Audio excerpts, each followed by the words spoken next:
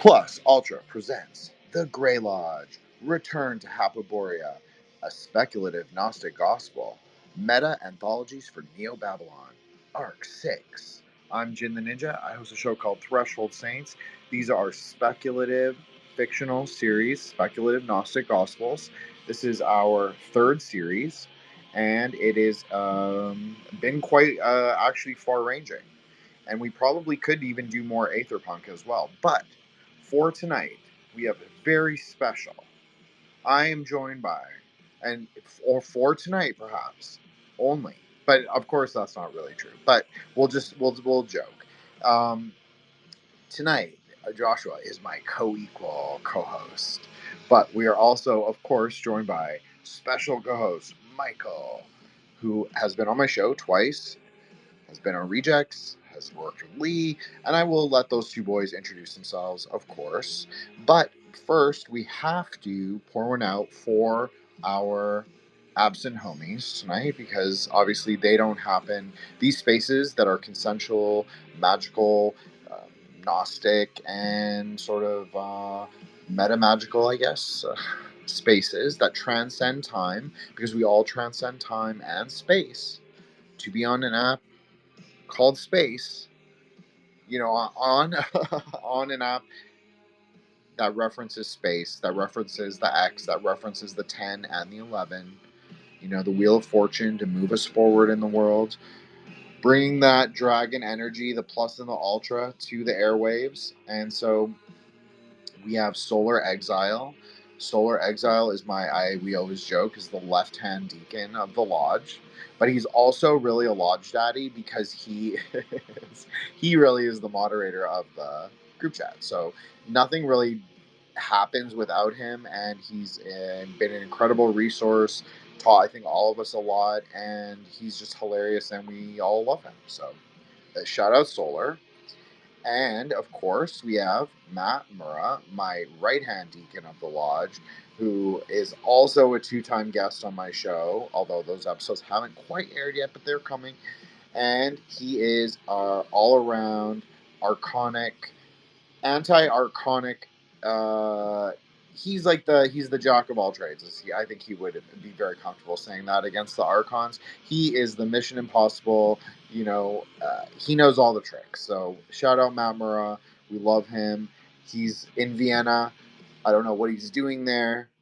Don't go into any weird alleys, weird bars. Just be careful. Those Germans are weird. I'm just kidding. Okay, so I'm just kidding. That was for a joke for Mookie. That was just a special joke for Mookie. But I don't think Germans are that weird most of the time. A little weird. But I'm a colonial. What do I know? Okay, room shoutouts. Before I let the boys introduce themselves, we have John Space Answered, our Astro Bro.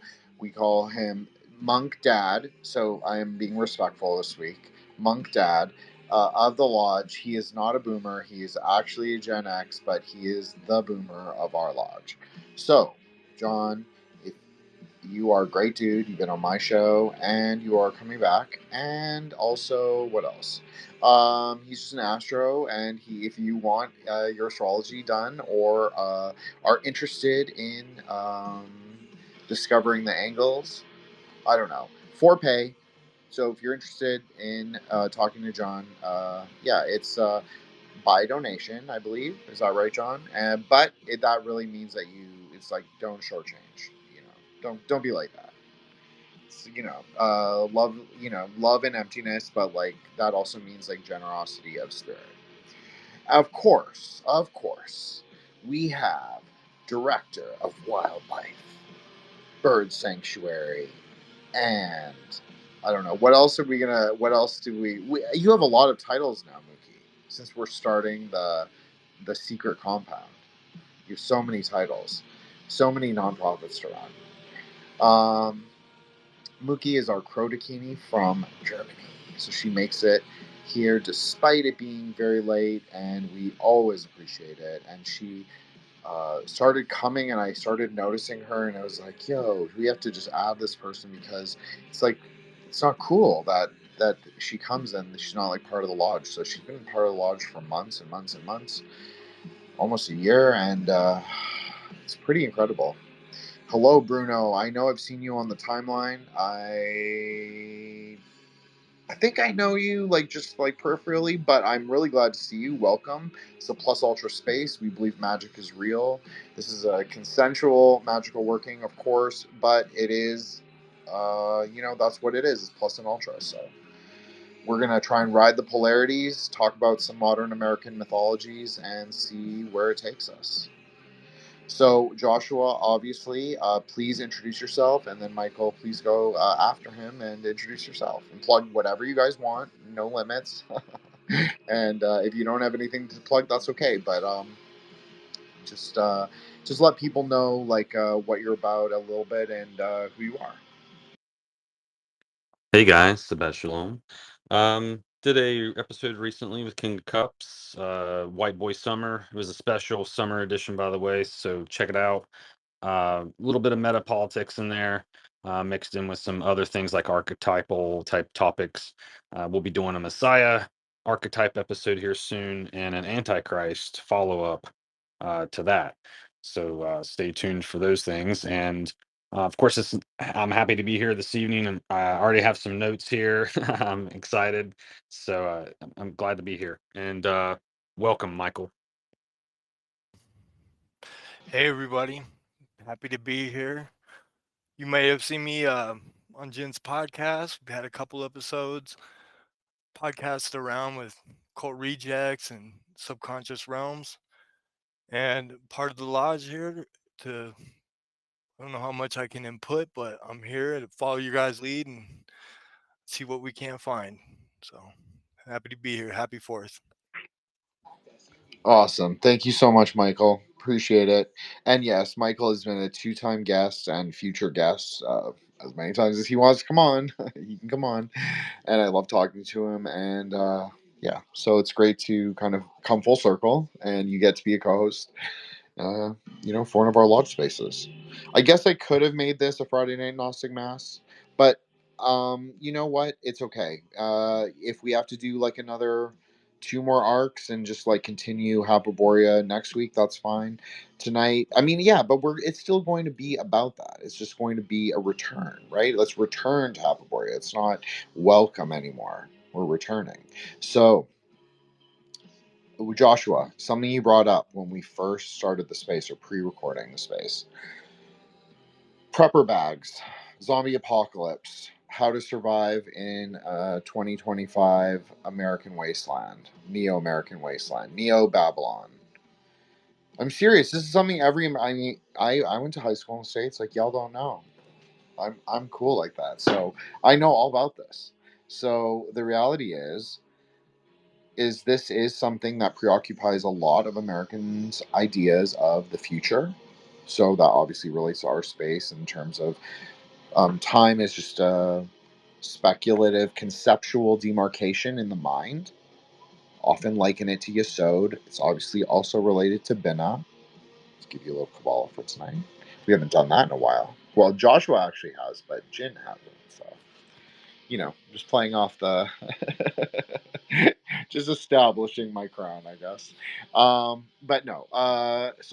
Okay, so millenarianism is not something new for us in our spaces because obviously these are partially inspired, not Mormon in and of itself, but it's partially inspired by that kind of comparative meta theology that the Mormons use, right? Because that's sort of the story of America as well, as we laid out in those first few Welcome to Hyperborea spaces. So I think that ethos kind of permeates all of American culture. Obviously, Hollywood, for a time, anyways, they really liked that narrative arc, right? Like the zombie apocalypse that was popular, it waned, was never that hot for, in my opinion. I was never a zombie person, but I do appreciate dystopia. I do appreciate, as we said in Aetherpunk, a cyberpunk flavored film. I love that. The cyberpunk kino. I think that's great. And I also like a post-apocalyptic wasteland because who doesn't? So, or what what Hyperborean boy does not like a post-apocalyptic wasteland? Yes, Joshua, please go ahead. Yeah, and I think one of the undercurrents of the zombie thing too. It's I think Romero said that his work was like a comment on society itself and how it kind of gets segmented. So, we kind of jokingly refer to people as zombies sometimes, but, I have met people that can't even sign their name, don't know how to spell, so on and so forth. And it gets to the point, where there is like these big divisions in society sometimes where some people are just kind of consumers, in a sense. And so I think what really the zombie thing was like this commentary. And idiocracy is kind of the same way, right? It's like that same basic concept, but just shown in a different way. But really, you could maybe swap the zombies for idiots, you know what I mean, in some cases. But I think that what we're kind of surviving is the inevitability of that the mob gets so big, like there's so many zombies that how many zombies can a system support before it collapses, and so I think it's kind of weird that like you said, Americans kind of have this inherent um it's like maybe in our bones, it's like, well, what is America's destiny? It almost seems too good to be true, or that it was just this fattened calf or something that was being used to some end. And so I think people kind of inherently know, like, this is a very we have a precarious republic, like it's not really natural, it's kind of unique in a lot of ways. And I think because of the zombification of our society, like that kind of way of life is at risk. And I think that this last year or two's kind of made that, very apparent. That's very well said. I mean, that's 100% everything you said. I mean, I would find it very difficult to function if I couldn't read, sign my name. I don't think I could personally, but um, I don't know. I don't know how, like, someone, I don't really understand that life. Like, I do in a way because, like, as we all joke, I'm jungle Asian. Okay, that's fine. But reality is, like, I went to international school. My life was nothing like that. So it's hard for me to relate in like a fundamental way to like someone that, you know, can't read, can't like do that. Like the living word. I'm not talking about the Bible, but just I mean the word in general. Obviously, this is an Aeon of the Daughter reference, of course, but the word in particular has been so meaningful to me, and books as like a companion and sort of generator of my own ideas. I can't even imagine. I can't even speculate on a timeline where I don't have like a direct connection to word or even writing, like even doing like posting, like that takes a little bit of wherewithal. So wordsmithing, it requires a little wordsmithing. So yeah, yes, Joshua, please go ahead. Hey, I'm so happy that we decided to talk about zombies, because I would have never made these connections otherwise. But in the movies and such as well, they're always depicted as being their senses are dull, right? And so those holes and doors into your head, when I've been hanging out in the group chat, I hear you guys talk about the yogic or tantric aspects of these doorways and ways into the head and such.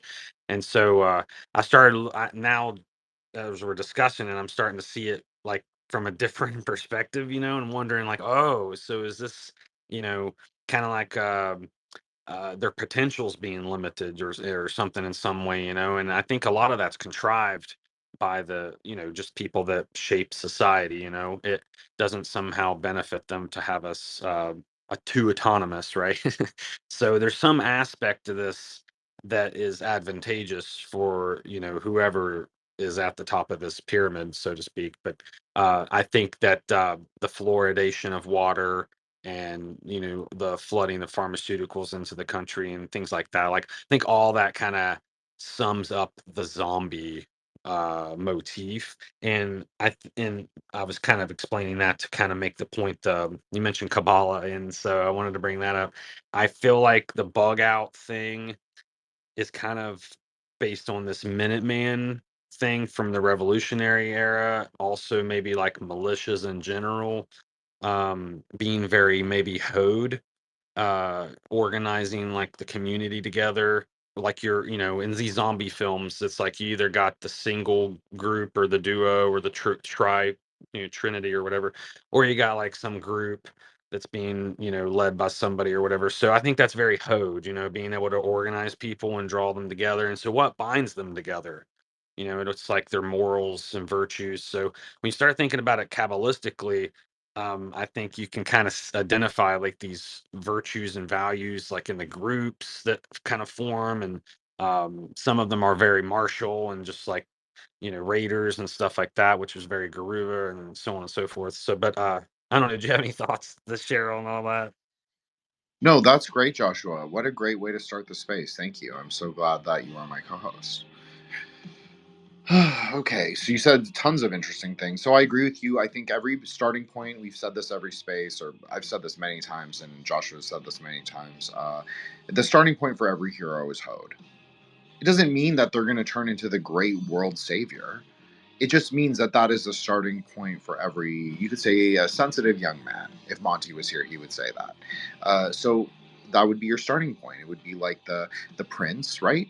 But he's kind of a naive prince. He's a poet prince. He's a merchant prince. He's not serious. He that was not a Masonic joke, Joshua, but he isn't serious actually. Because we all know that I have a different attribution for that. So okay, so that maybe was a Masonic joke, but I digress. The Every hero or every sensitive young man starts out as a Hode, as the Prince of Mercury. Okay, so I think that a zombie apocalypse pushes the hero, pushes Mercury, pushes that spark of light, spark of splendor, through Gevra faster, because obviously you're on a battlefield. You're instantly on a battlefield, but the battlefield is also what? Also a carnal ground. So this is something that John and I spoke about in his episode, and it's something you and I have spoken about. But like, what is the relationality of men to Hode and men to Gevra, or men to Mercury and men to Mars? And so I think it's the journey that forges us. I think that's a interesting way to say it, but I think it's not important not to remain fixed. I always say this because I think it's also true, is that we're a middle path group, and so I will always advocate for this position. I guess is that the light should move through the paths and interact with the Sephira where it can, but not grasp at it. So you should always try and aim for both synthesis and rectification at both Tiferet and Yesod. So you're rectifying, meaning all the karmas, all the sins you've done. And yes, there are sins that you have done, that I've done, that we have to rectify. So that's what we do. We do those kinds of, thurgic things, the Vajrasattva, that's what I always say, but that's not what you have to do. I'm just giving an example. And that's a yasodic kind of thing. It's a rectifying practice, purifying. And then you do the synthetic things, and then that is the magical thing. That's like the more externality, but it's not just for externality. It's also to move you through the aggregates, move you through the paths, move you through the Sephira. Maybe that's more for moving you through the Sephira. So I think that it's like the multiplicity. I think that's what happens is that everybody starts off as Hode. Women start off more in Netzach, right? Because they have that Venus thing. It kind of they always there's something perpetually or eternally. That's a maybe more interesting Kabbalistic word. There's something eternally maternal about women. That doesn't mean they have to be women. It doesn't mean they have to be mothers. Excuse me, but there is. They're just kabbalistically. We're just speculatively, right? So we're not saying concretize things, but just as there's an idea. Even like Mookie with the birds. So there's something maternal just in that relationship, right? I'm not saying men aren't like that. Yeah, a lot of men love animals and wildlife and all that. It's a different relationship, right? Women are more empty by nature. Men are more aggregated by nature. It just makes the climbing it doesn't make the tree. It doesn't make climbing the tree easier or necessarily. It doesn't make men worse, is what I'm saying. Obviously dudes rock. We're not saying that. Men are generally better at path working. It's because we think like that. We think in the Hode-like way. We look at the things and we say, okay, what is there all to see? What is there all that we can recognize? Right? It's a different process of consciousness, not better or worse. It just is what it is. So we tend to look at the paths because we tend to get fixated on the things that we recognize. Women tend to get fixated on the things that they believe. Nothing wrong with that. I mean, yeah, if you get fixated, there's probably something wrong with that. But it's, everybody has their challenges and their adversities and not adversities. We all have our boons and the other thing that we all have pros and cons. We have all ways to move through the tree, move through the paths, and in our individual lives, of course, this is also true. So you have like people who develop into villains. Well, Gevra doesn't instantly make you a villain. Being a martial, strong, um, cultivated man, it doesn't make you a villain. What makes you a villain is like your choices in space and time, in context to other things around you. And if you only recognize yourself, then you're not really fulfilling the whole point of middle path endeavors because you're forgetting about Hesed. If you go strictly martial, and yes, of course, Gevra and Hesed should always be in dialectical relationship. This is perhaps more important for them to be in relationship than any other sufferer. I know Joshua knows this, and Mookie, and probably Michael's heard me say this a few times. I don't know, but for anyone listening, who's come to the lodge, you've heard me say this many times. So what if you? But you can't go overboard on either one. It isn't about flaying all your enemies and also like in welcoming them into your house, right? It's not that. It's not like you are not a doormat. That's not what the point is.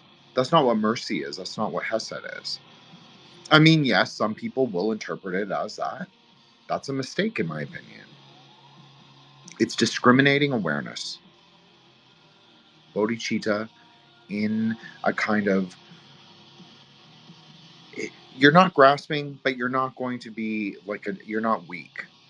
It's not just like, oh, I'm a Buddhist, so I give up everything kind of attitude. No, it's like lions of men, Sakya warriors with magical speech, with Vox City.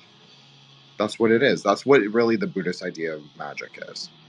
Is if you can carry that with you, but you have to be discerning. You can't just use magic wherever you go, and you also need to be discriminating in your connections because you're also forming paths or karmic connections with people as you interact with them. So, okay, yes, Joshua, I'm sorry. Please go ahead. I thought it was funny earlier. You mentioned Sirius. I think it was regarding like a Freemason thing you said, but actually, right now we're entering that Dog Days era. I think until like the 11th of August. So this is like the time ruled by Sirius, or the Dog Star. Uh, so I just thought that was kind of funny. But as you were talking, I couldn't help but think also of how Hode maybe relate, because you was talking about how Garuva is not always going to make the person a villain, right? Well, so I was thinking like in the Wild West, when they would form a posse, right, to go after somebody for justice or whatever. I thought, well, that's very Hode as well, and like a different application of the militia in a sense. And so it almost seems like the militia itself, part of the cohesion that holds it together energetically, is some type of like higher thing, like justice, or whatever it might be, some type of ideals. That was something that kind of came to mind. Well, obviously, okay, Joshua, come on. Aeon of the Daughter, Path 22, Justice. So it is the higher principle. You could say, I know maybe you were setting me up. Maybe you were setting me up. You're like, Jin's going to fucking love this. He loves talking about Aeon of the Daughter. This is perfect. Hello, Avi. welcome to the space. Our Yogini from the Lodge, listener from day fucking one. We see you, we hear you. Thank you so much for coming. Appreciate it. And Bibliomancer, thank you so much for coming. Appreciate you. Appreciate all your support on the timeline.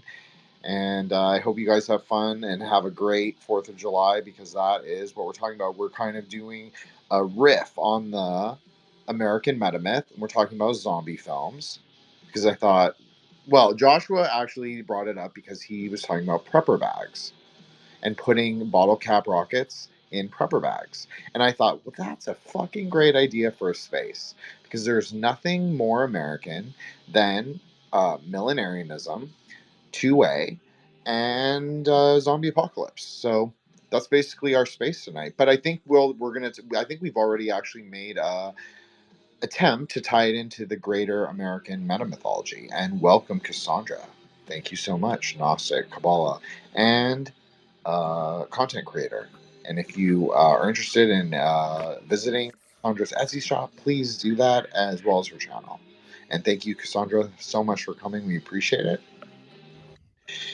Okay, so Well, you're Jen, going to have to ask me again. I'm sorry, Joshua. That was totally my fault, because I just wanted to get I want to get everyone in. I want to, we're consensual magic space. Might as well, we have to include everybody. So please ask me again, and I apologize. so Oh, I don't- oh, sorry, Go dude. ahead, Mike. Well, I'll Go ahead, just Michael.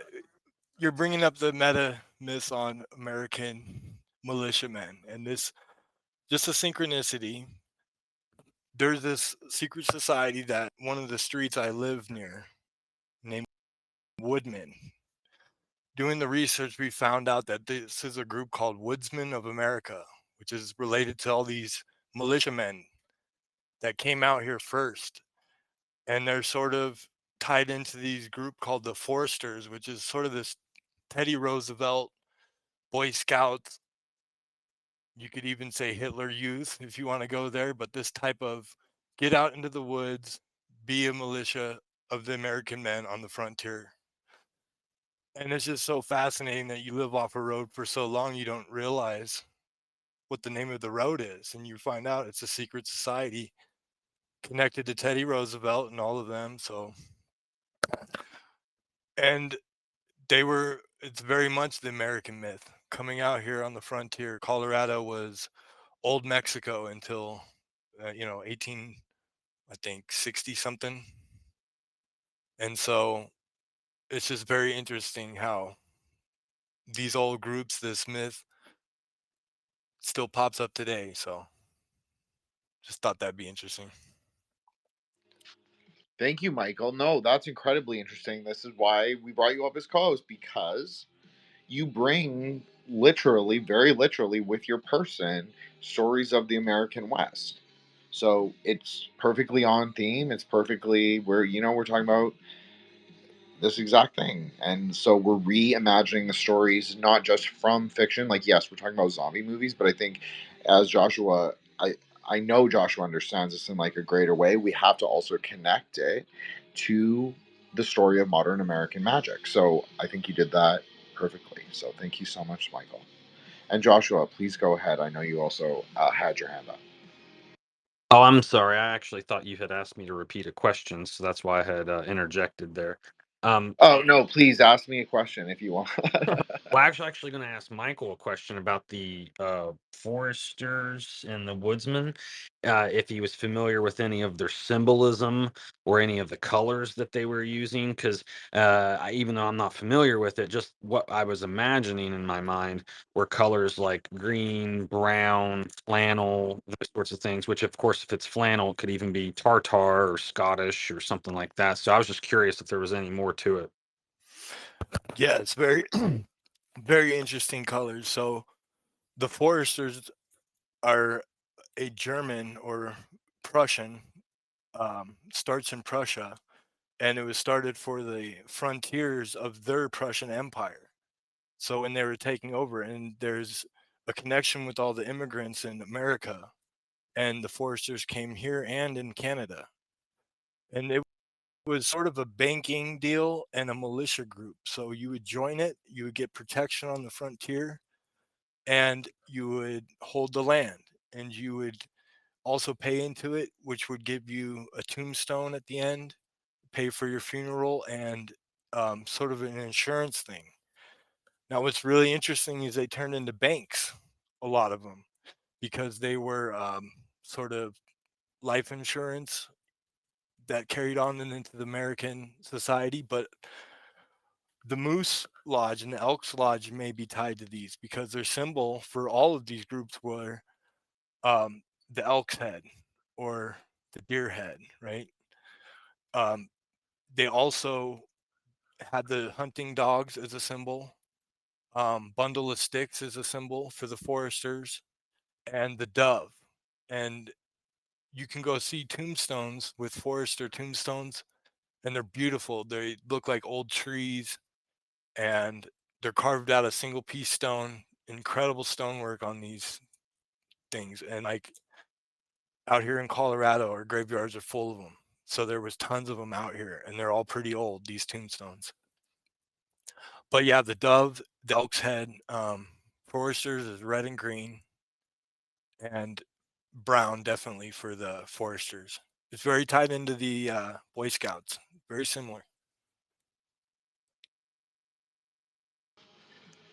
Well, I know Joshua's probably thinking about the Kabbalistic associations, as am I. It's very Venetian and Gevura at the same time, because when you have green with red flashing, that's obviously a very Netzach Venus kind of color. And so yeah, so that's where I would go, and that also makes sense. And even the brown, that's a Malkuth color, so you have that Malkuth Netzach connection, because the garden or the kingdom is always on the garden because you are on the garden. Yes, Joshua, please go ahead. And, although green and red aren't necessarily, I don't remember green being in the alchemy thing so much, but what always pops into my head is that that work called the Equinox, where it has the red ram, red lamb, and ram in opposition to the Virgin or Virgo, who's decked in green. And so it's symbolic of the great work, or the period of time when the sun is out the most, from spring to fall. Um, so I've always been kind of enamored by those two colors for that reason. And there's some old, um, I don't even really know what to even call it, but maybe from a grimoire or something. But there's something about the red wool of a lamb, being dyed with the blood of it and such, and that being like the price paid, on the scales and all this. So anyway, according to the law and all that, Passover lamb. So it's pretty deep stuff. I always think about green and red when I hear about that. But what really popped out to me was this. The tombstones being like trees, he said. And so that kind of got me thinking too about the symbolism of the broken pillar, representing like the life lost before it had its potential, or the death of the beautiful, or something like that. Very Christ-like kind of imagery as well. And when you said that they had a funeral paid for as well, it kind of made me think of the Masons, because in the Mason Lodge, you get a Masonic funeral, of course, which is very different from a typical funeral. So it does have these uh, secret society kind of undercurrents to it, to me. And one of the other things you mentioned was about the moose and the elk head. And I think Teddy Roosevelt's political party was actually called the Bull Moose Party. So he was like some high ranking dude in this or something. But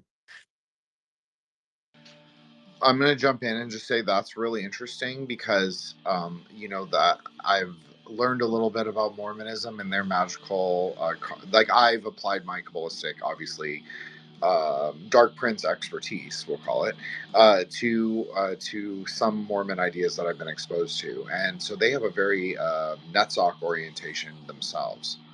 And so that's really interesting talking about this, because they're really obsessed with like the fortress, the temple as they call it. They really using the temple as a stand-in for the fortress. So if you're wondering why I'm sort of making the leap to from a fortress into a temple, actually in this case they are the same. Not always. As we've talked about, sometimes institutions can be both Tiferatic and Apana. So it depends.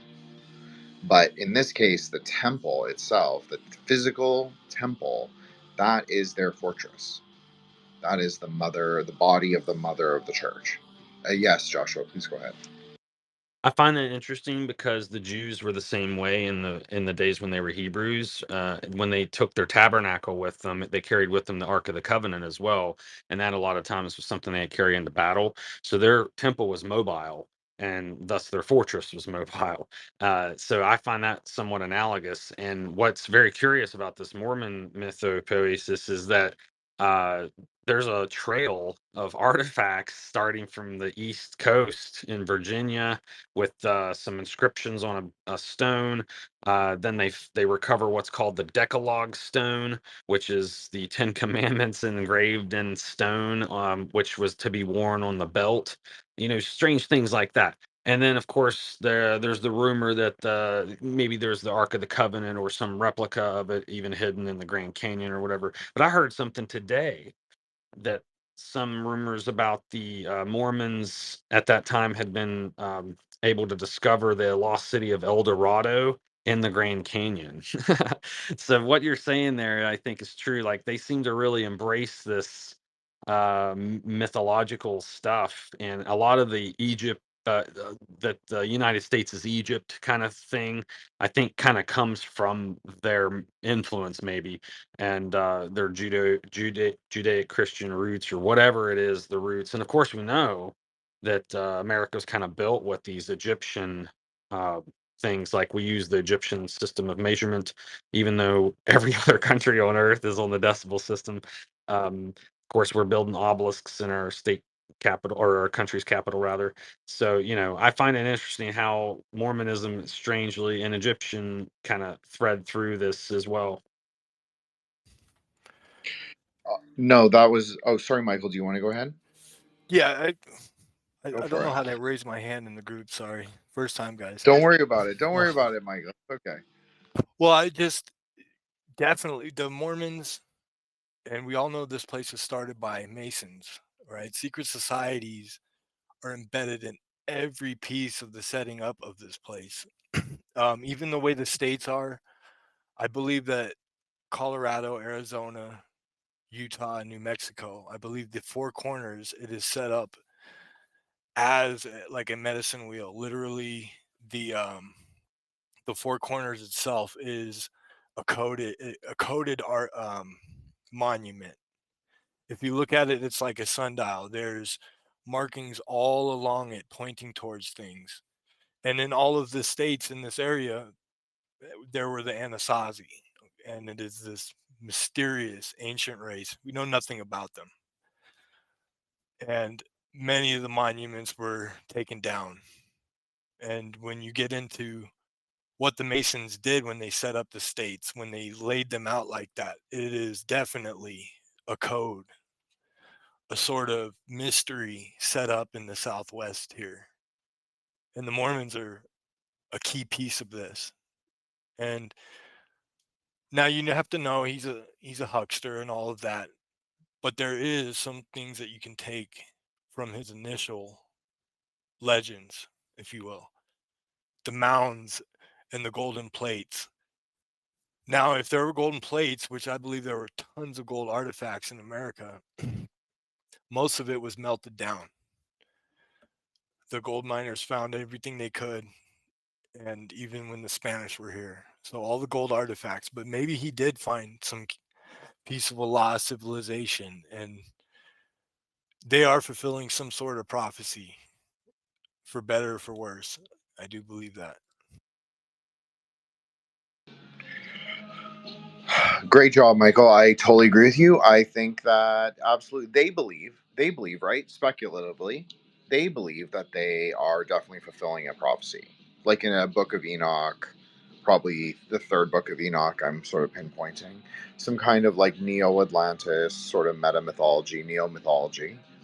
And like Joshua said, like Mormons are the most flexible among us.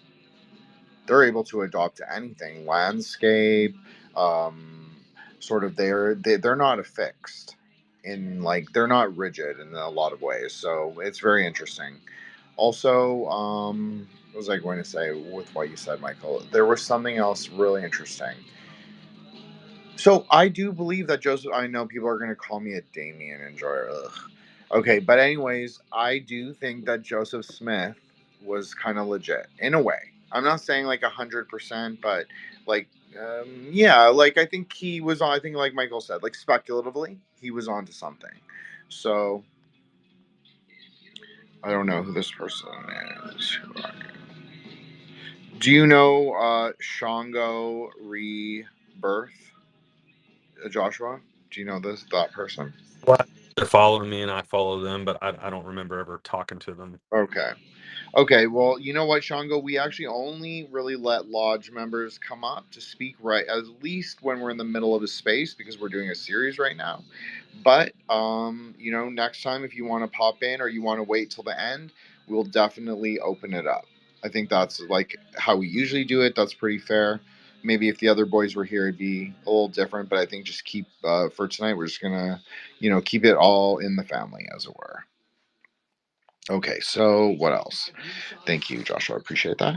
And okay, so I agree. I think that Joseph Smith, he was onto something. He kind of like, you know, he was able to be flexible. He was able to kind of like use these different systems. The Egyptian stuff, obviously, very OTO, very Golden Dawn. Everyone is so interested in like the Kemetic system.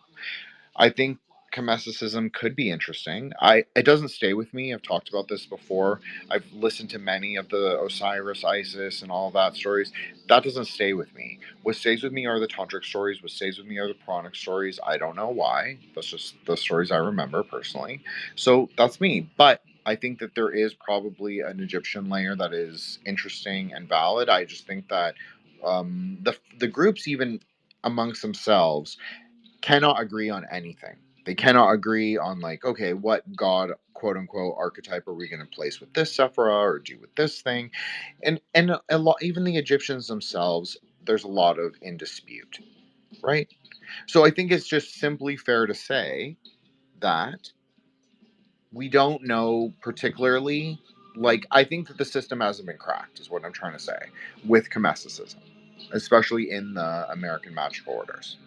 But that's just my opinion. But I do think that they have like a degree of understanding. Sure, of course, it's like I always call it like the big LARP. They love that. You know, they love the Egyptian shit. So, I mean, it's cool. Who everybody knows it's cool. So we won't pretend it's not cool, but it doesn't mean we have to like do it either. Um, but I do think it does make sense in terms of like aeonic cycles. Obviously, Aeon of Horus, Aeon of Mot. Those are some really interesting ideas that the Lodge has covered quite extensively. So, yes, Joshua, please go ahead. Well, to kind of tie it back to the title too, in a Neo-Babylon kind of way, I feel like part of the destiny of America, because like Michael was talking about, there was a lot of secret societies and things like that involved. I think part of what they endeavored to do was to create some type of Babylon type entity, as it were, you know, in the country we're living in is kind of the result of that, because everybody that lives in the Americas, if you know, they're all from somewhere else. But for instance, although I'm Irish, I can't go back to Ireland. You know, I'm already foreign now to them, and so it's the fabric is very much like a quilt kind of pattern, you know, in the United States or in the Americas in general, because we're all, you know, our identity is, you know, American in a way, but yet we're also diverse. And so I think that was kind of part of the recipe or the ingredients, if you will, to create what they have. And because of this diversity in a way, it did breed a type of strength that I think we've been able to see. And that reminds me of some of the, because we're talking about the Mormons so much.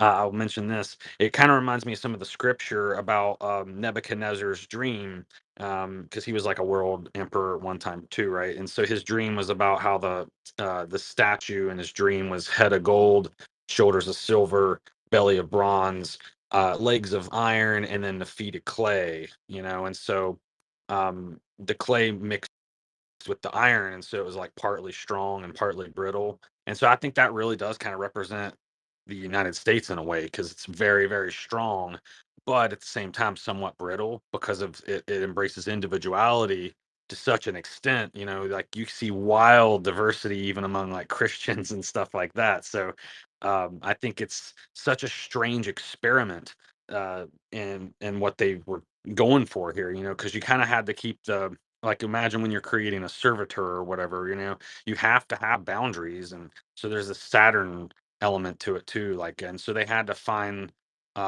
some, their method was to, we're gonna go with these boundaries and hope for this result. And it makes me wonder though what they really had in mind. How far ahead were they planning, and to what end? So anyway, I was just speculating a little bit there. That was great. That was so great, Joshua. But you reminded me also of something Mike said about. Now I can't even remember. So I'll just respond to you, and then maybe we'll circle back. Okay. All nations, all ideologies are formations on the tree. They're not easily mappable, but usually you can map them pretty easily. You don't have to be super, you don't have to be a tiny hat to do it. You can do it. So that's it. So all ideologies have preferences on the tree. All nations have preferences on the tree. What makes America interesting? I'm not saying good or bad, right? Speculative and post-conceptual. So nobody get mad at me. But also, yay America. But okay, so we'll say that. But so of course it's red, white, and blue, primordial colors, 13 original colonies, very Hasidic, very contractual, very Mithraic, very Saturnian, as you said, because there has to be boundaries. Every kingdom has to have boundaries. But what happens when you expand beyond your capacity, or you expand your boundaries beyond your actual physical limitations? Paradox. We don't like paradox. Kabbalah should never have paradox. It should always be, at least you should aim for a resolution and synthesis. So that's at least my perspective, at least, and that's what I always try and tell you guys as well. So I think they try. I think it's wild, it's messy, and I think that's exactly what it has to be. I don't think it can work in too much stricture or too much. Yes, there's it's always going to lean libertine. That's the truth of America. You want the truth of the Neo-Babalon is that the daughter is always going to lean libertine, and that's fine. But she's also rigorous in her nature, right? In her practices. So something that I can't remember now if this was the thing, but all American Christians are weird Christians. All Americans have weird ideas of the world, and I'm not saying weird in a pejorative at all. Obviously, I have very weird ideas of the world. So I'm in the, we're in the hyperspace kingdom. We're all in the Hyperborean club. So basically, everyone is a little. Being a Westoid is just a little different. It makes you a little different. It just does. And also, speaking of Westoids, I should actually shout out our brother, Frater Singapore, Rom, who was the coiner of our Aetherpunk and generator, C generator of that series. And Rom, if you had come early when I sent you the voice message, you would have known that I said we were actually going to continue Aetherpunk because I actually have more ideas. And we never really got to discuss the thing with that Mookie brought up about architecture. So I think that's so important. And it's like, how did we even miss that? Like, how did we miss what the buildings would even look like?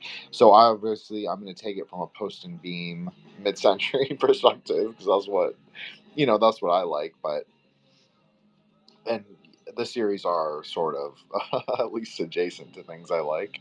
So of course, yeah. So we're gonna do more Aetherpunk, but we're not. We are. This is our return to Hyperborea. So we are doing meta mythologies. We started out talking about zombies, and now we are talking about weird American sort of fundamental, not fundamentalist, but fundamental sort of worldviews. And I think this also goes back to what Joshua was talking about with militias ad hod, and then what sort of binds them together, you could say aggregates them, but not in a negative quality, not in a clipothic quality, is justice, is sort of like the ideology come into form.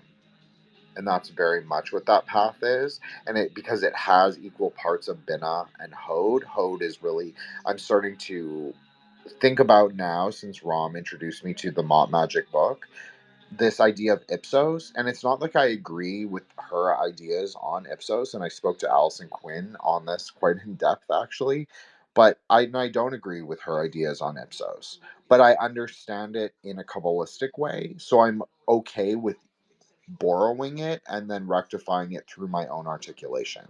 So know that I'm not saying Ipsos in the exact way that Metamagic says, but I'm saying it in a Jin way, we'll say. Golden.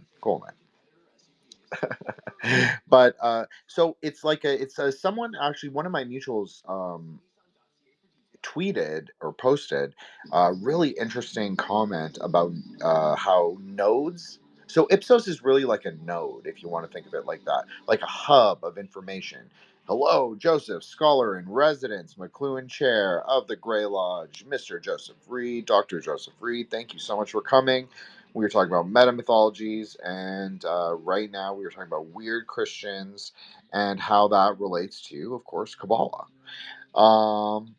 Okay, so militias. Okay, I know this sounds scary, but it's I promise it's not as scary. It's 4th of July. You know, it's guns, it's guns, weird Christianity, and zombie apocalypse. That's what we're saying. Maybe the soul of America is, but in a cool way, because we're right. We're not going post-apocalypse, or no, we are a post-apocalyptic group in a way, because we are speculative.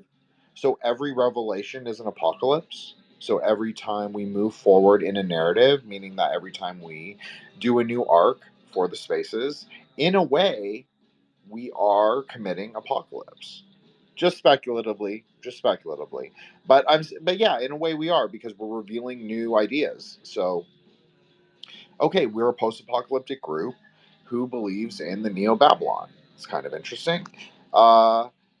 But what is the Neo-Babalon? So if we say it's like Path 22, it's just like ideals of justice. Now the problem is nobody quite agrees on what that means.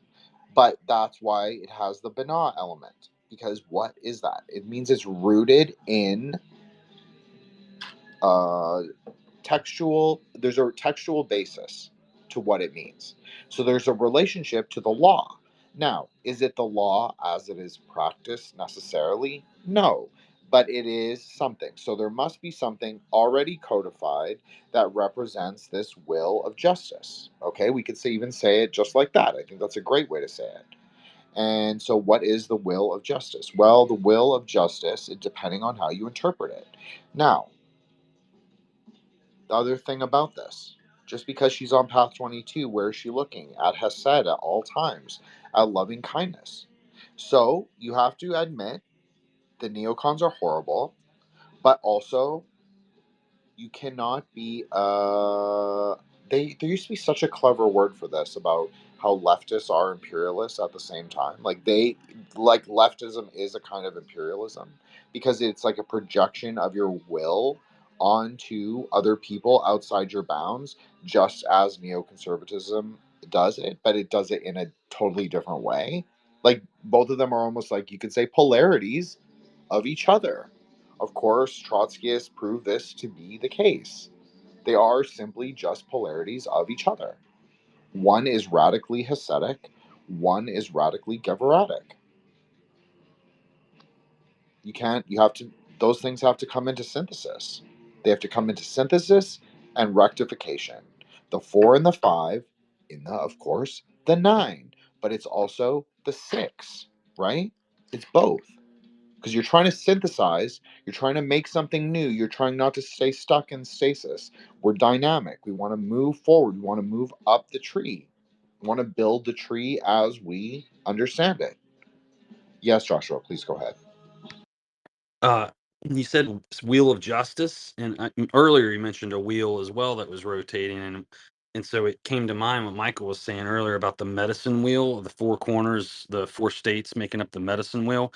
And so that kind of came to mind. And I was thinking, oh man, so, like maybe they had a system of their own. I've been to like a solstice festival before at the Serpent Mound, and there was a guy there, talking about the medicine wheel and all that stuff. And I didn't really understand it because I'm not familiar with it.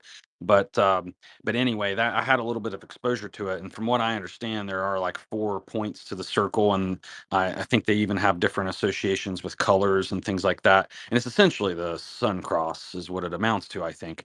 But I just found that fascinating that we're kind of talking about both of those wheels, and I wondered if maybe, the justice is kind of like the laws of nature or the hermetic laws. They're like these immutable laws that you can't really change even if you wanted to, and I wonder if maybe that's part of what you were getting at, is like it's not like the laws on the books but the laws of nature, maybe.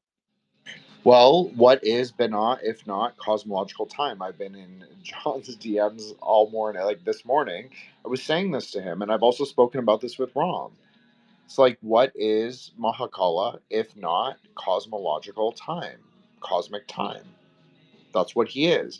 But it's so broad, it's so expansive. It's almost, even though it's Binah, even though it's Saturn, it's so expansive. Like to understand what that even is, what that even means, is almost impossible.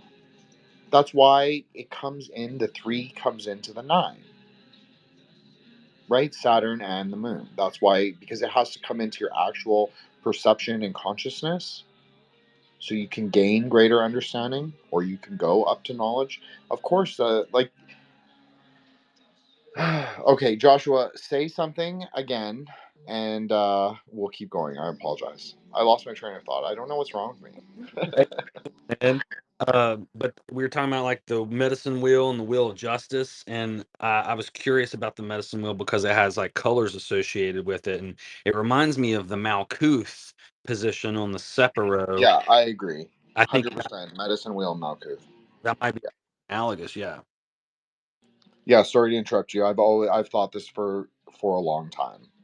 Is that the yeah, even in indigenous medicine wheels, yes, the colors vary, but that's how it is in tantra as well. Like it's the same thing. It's just the different texts will assert different colors for the world island for Jambu Vipa. So you just have to modify it slightly, and you can't be too conceptually fixed on one model. You have to sort of be able to look at it as being like, okay, well, there's a relationship with green and black, so sometimes these can be substituted for each other. Or you can say, hello, Allison, and welcome, Allison Quinn. Uh, Future Saint, we've already recorded. It's coming. It's coming. I promise. And so, welcome to the space. Yeah. Okay. Sorry, Joshua. Please go ahead. Well, and it came to mind too, like if it is analogous, we get a little bit of a clue there because they refer to it as medicine wheel. So, what is the medicine for? What is the poison that it cures? And I wonder if it's like, mastering those four elements and uniting them in the transcending of it is the medicine itself, right? Maybe like the activation of the pineal or the fifth element, whatever it might be. But I was just kind of enamored by that and wondered, um, perhaps if it was analogous, maybe if Mercury played a role, because I've seen depictions sometimes of like the Kundalini engine, so to speak, that's within us, how it uses Mercury and mercury vapor, perhaps, but that a toxicity can be a problem sometimes if processes are not carried out properly. And so I was just wondering if like this medicine aspect had anything to do with like maybe the rectification of toxins in some way, shape, or form, even if it's like emotive qualities, I guess, not necessarily physical things, but that was my. Okay. I totally get you, Joshua. I know exactly where you're going with this. Okay. Yes, so Aeon of the Daughter, we have to reference it because it's like it's sort of what that whole series was about. So there's a Dakini Buddha in Buddhism named Kurakula, who I posit as the daughter, as the Nuria. That's one sort of form you could say. That's more of a tantric way to think of it. But that she is one of her sort of secret natures is that she purifies Quicksilver from exactly what Joshua said, from its toxic nature. So she purifies it 7 times through gemstones. She purifies it 7 times through fire, which means mantra. So that's talking about using tantra. It's not really talking about using fire. Yes, fire is part of the alchemical process in that methodology, but fire might also occur in the other methodologies. That's why it's important to not be too fixated on the flower language, you could even say, or the sort of superficial packaging, because that actually has a secret meaning. Then it is purified 7 times through water. Now, again, this sounds different than what it is. This also contains certain tantric and mantric elements. Also uses fire, and it also doesn't just use water. It actually uses water and herbs. So it's through all these 7 processes, although you can just take them, you can just do one thing. Like you can just do one of the 7 and that's considered okay. But if you do all 7, then you get this purified mercury, which is often called parad, which people will make into rosaries and pray with, especially for 3 practices. And Ram will totally know.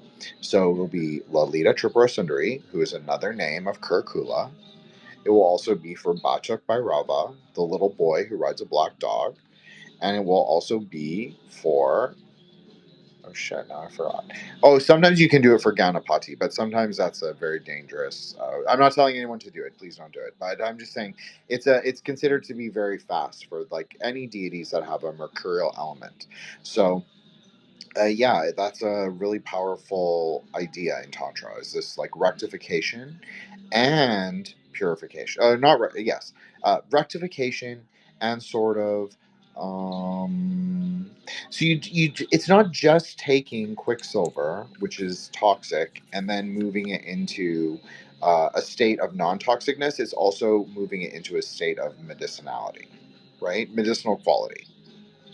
So it's sort of 2 processes. It's not really one. So it also represents sort of our natures to transmute desire. Remember, in Buddhism, everything is really a metaphor for desire. What does that mean?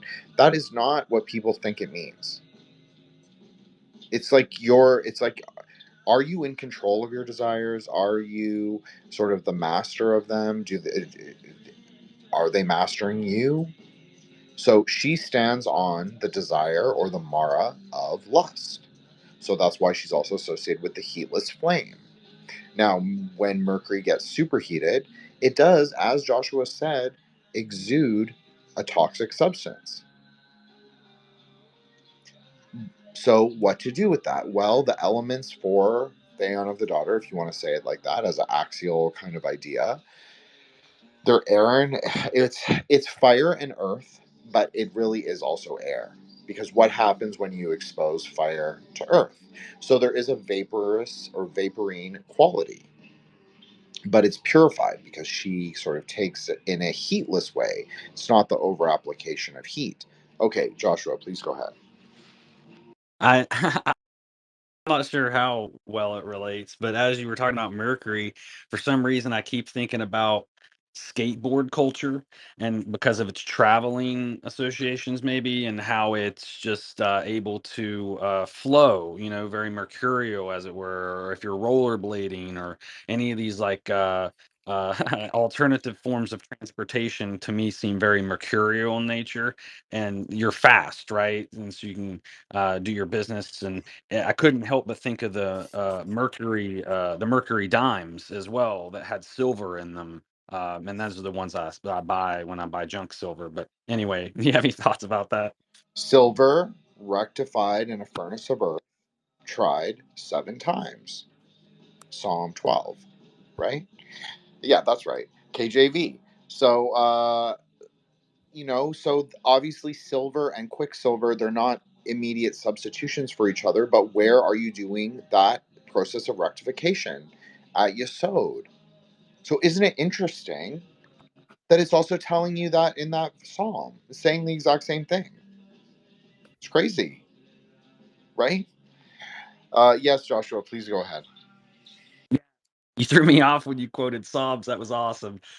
Because in Revelation, like in the end times prophecies, the tribulation, as it were, is likened unto him trying his people like gold and purifying through a furnace. And of course, there's all this seven symbolism. So as you're talking about sorry to butcher the name, Kurla, I couldn't help but think of the same biblical references of being tried, seven times, etc. And the purpose of that is to remove impurities in the metal, right? So when you look at silver, a lot of times it'll say 0.999 or whatever, and with gold you got 10, 14, and 24 karat, and so you would think, oh, what's the matter if it has the impurities in it? But um, if you extract enough of those impurities from the substance, it then takes on different properties.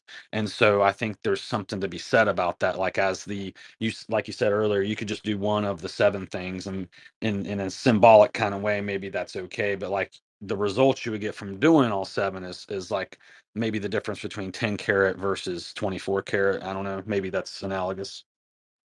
That's absolutely analogous. Even think about those numbers: 10 karat, Malkuth.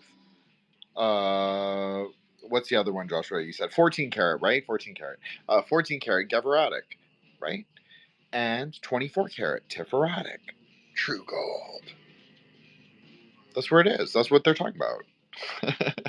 Well, if you understand it in that way, I guess. But yeah, I mean, you can absolutely relate it. Like what kind of gold it is, its nature. Obviously, rose gold has more red, it's more coral colored, more pinkish. So, of course, it's a little more Gavrotic. Yes, Joshua, please go ahead. Oh, and I had another thought about the skateboarding culture. So, um, you mentioned with Curacula that it used water and herbs, and I thought, well, that's exactly what you got when you're skateboarding. You're drinking water and you're smoking herbs, and so I couldn't help but think of how funny to me that was, and how this is really kind of chariot. This is the chariot too, and for some people, right? And so for some people they have cars or whatever, but for some people a bike or a skateboard or whatever is how they get around. So I think the chariot, I can't remember where the chariot is on the tree, but I would wonder if there's something that relates to that path there as well. Well, as a former Queen West, that was the cool street in the early 2000s in Toronto. Although they actually skated down it on Harvard, but anyways. Um, okay, so it's a young Hode-like prince. That's what a skateboarder is. It's the charioteer, but he's going through the paths of light, literally on the aggregates of the roads, right? Like what is a road but made of aggregates? A path before you. That's what even I was referring to about the kingdom. I know I probably got lost in the weeds a little, but the thing is like you can barely control. Like I can barely control. I'll just speak for myself. I can barely control things outside of my own sphere of influence. So how do I think a diverse nation can then control the things outside of its own borders? It doesn't really make sense. It's nice. It's a nice idea. I'm not saying it's like wrong to have like a kind of like you want to tip the board in your favor, the game in your favor. That's every people on this planet do that. Every people believe themselves to be the best. Every single people. There if you there's no one that isn't ethnocentric in this world. That's the reality. If you really know ethnic people, that's the truth. So yes, I understand you want to play little spycraft games and go tip the board in your favor. But I also think that becomes a problem because of you are extending, even though you're doing it through subterfuge. Remember, like the klipa of Bina is obscuration. So what would the not Bina, what would the klipa of Bina produce? Institutional brittleness. Exactly what Joshua said with his example of clay and steel together. it would make your institutions brittle.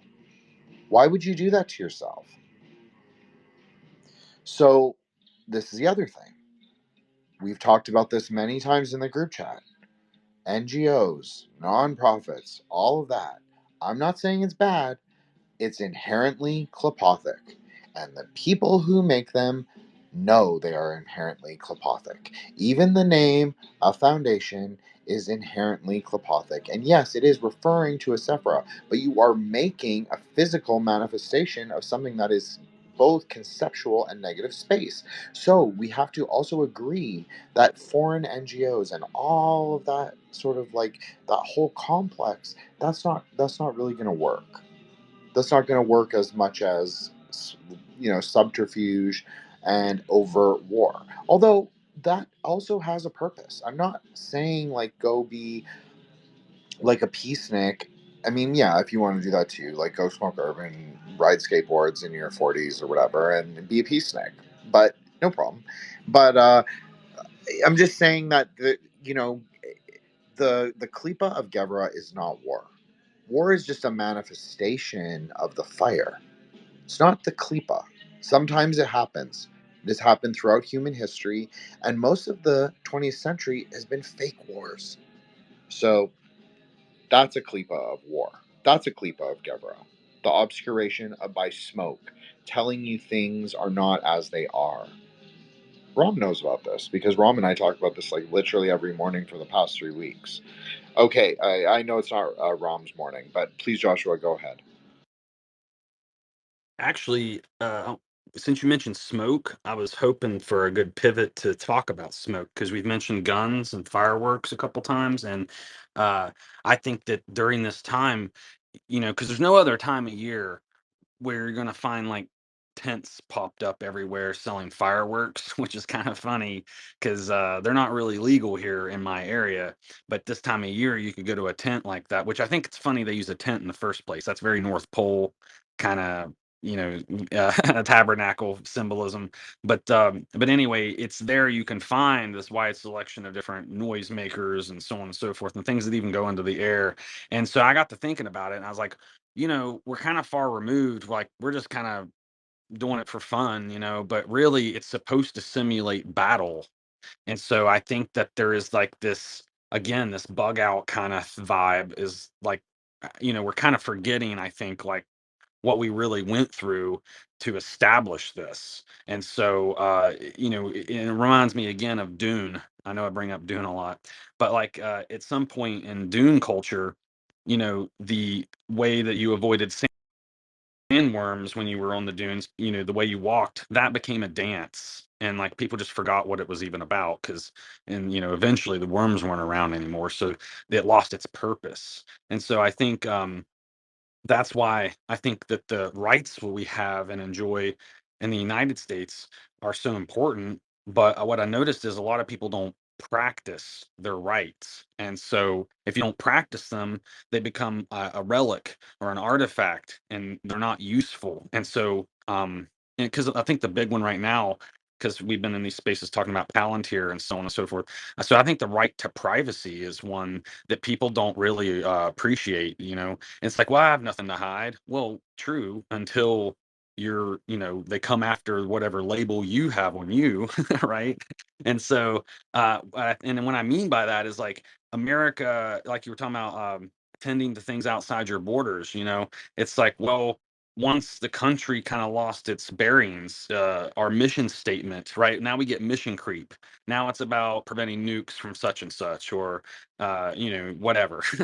It's like, well, how about we just take care of our country first, right? And so I think that's kind of where a servitor outlives its usefulness or something like that. Like, it doesn't, it goes rogue almost in a way, and I think that kind of helps to really anthropomorphize, if or personify, however we want to say it, like the beast of Revelation is like this enormous empire that just kind of gets unleashed and it doesn't really have a mission statement. So it just goes around devouring nations and stuff, and that's what we've been doing for the last 7 years, is toppling all these nations, so in the Mid East. So I thought what you were saying captured that really well too. It's like we've already conquered all of our internal boundaries, and so now we're like looking for something elsewhere. It's just a shame we couldn't have really set our sights. Well, of course he's talking about Greenland, but I don't know, like why not Antarctica? Like let's just go somewhere where there's nobody already and work out some things there. But anyway, that was just some thoughts that came to mind.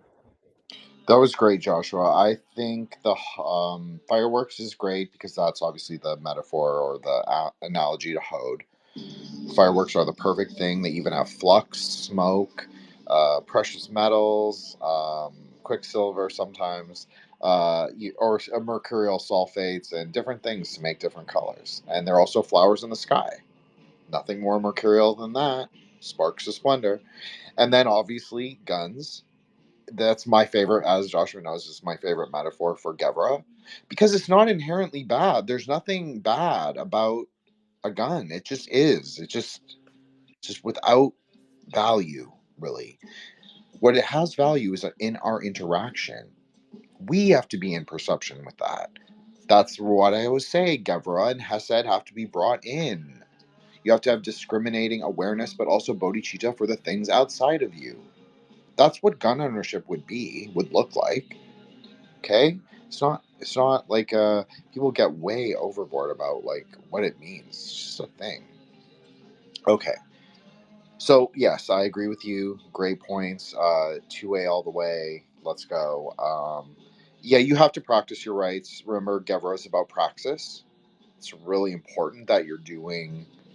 If you want to believe in something, that's fine, but you have to also practice it. It's fine to say, but it's meaningless unless you put it into form. So yes, Joshua, please go ahead. Yeah, I'd really like to back up that about the arms, and it's about the arms, not so much guns specifically, but arms. Like, because throughout history, arms have evolved, right? And so I think there's just something inherent about the having the ability to protect yourself, and because it always reminds me of that funny myth from Greek myth where Prometheus and Epimetheus, the two brother titans, they were tasked with giving all the gifts out to all of the different animals, kind of like Adam naming everything, I guess, in a way. But when they got to humans, Epimetheus, because he lacked forethought, he only had afterthought. He gets to humans and he had already ran out of gifts. So humans didn't have anything. And so Prometheus then goes and steals the fire from the forge, right, of the gods and gives it to humans so that they can create things, create tools, and so on and so forth.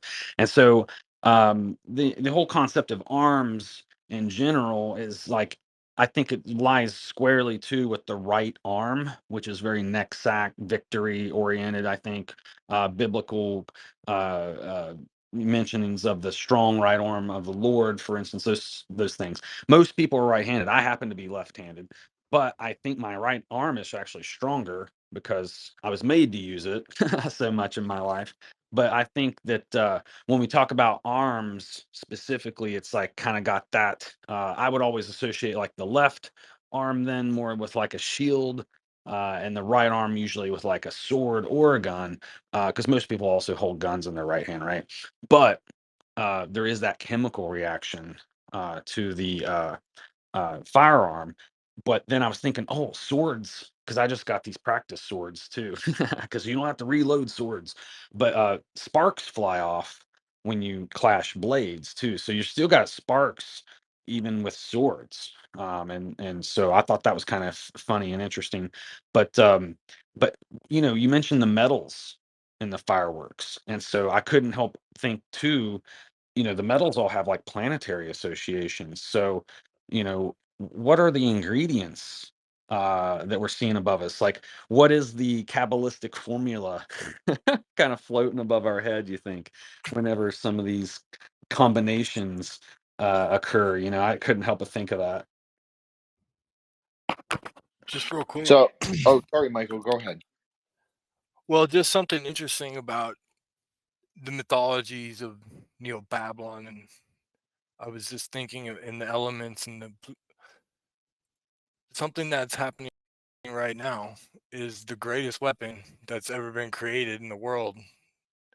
The U.S. military is going to connect to AI. And they're building something, and in order to do it, they have to make these nuclear reactors. They're going to make them everywhere now. They're finally going to roll out that nuclear energy, and it's all to create this, what I believe is a beast. The most dangerous military in the world connected to the smartest intelligence, and they're going to need nuclear energy to do it.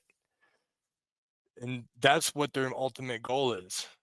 Now, in the book of Revelations, who is Babylon? Who is this woman riding the beast? And it's a lot of controversy, but there may be redemption in there, right? Because it's all about what happens in the Revelation.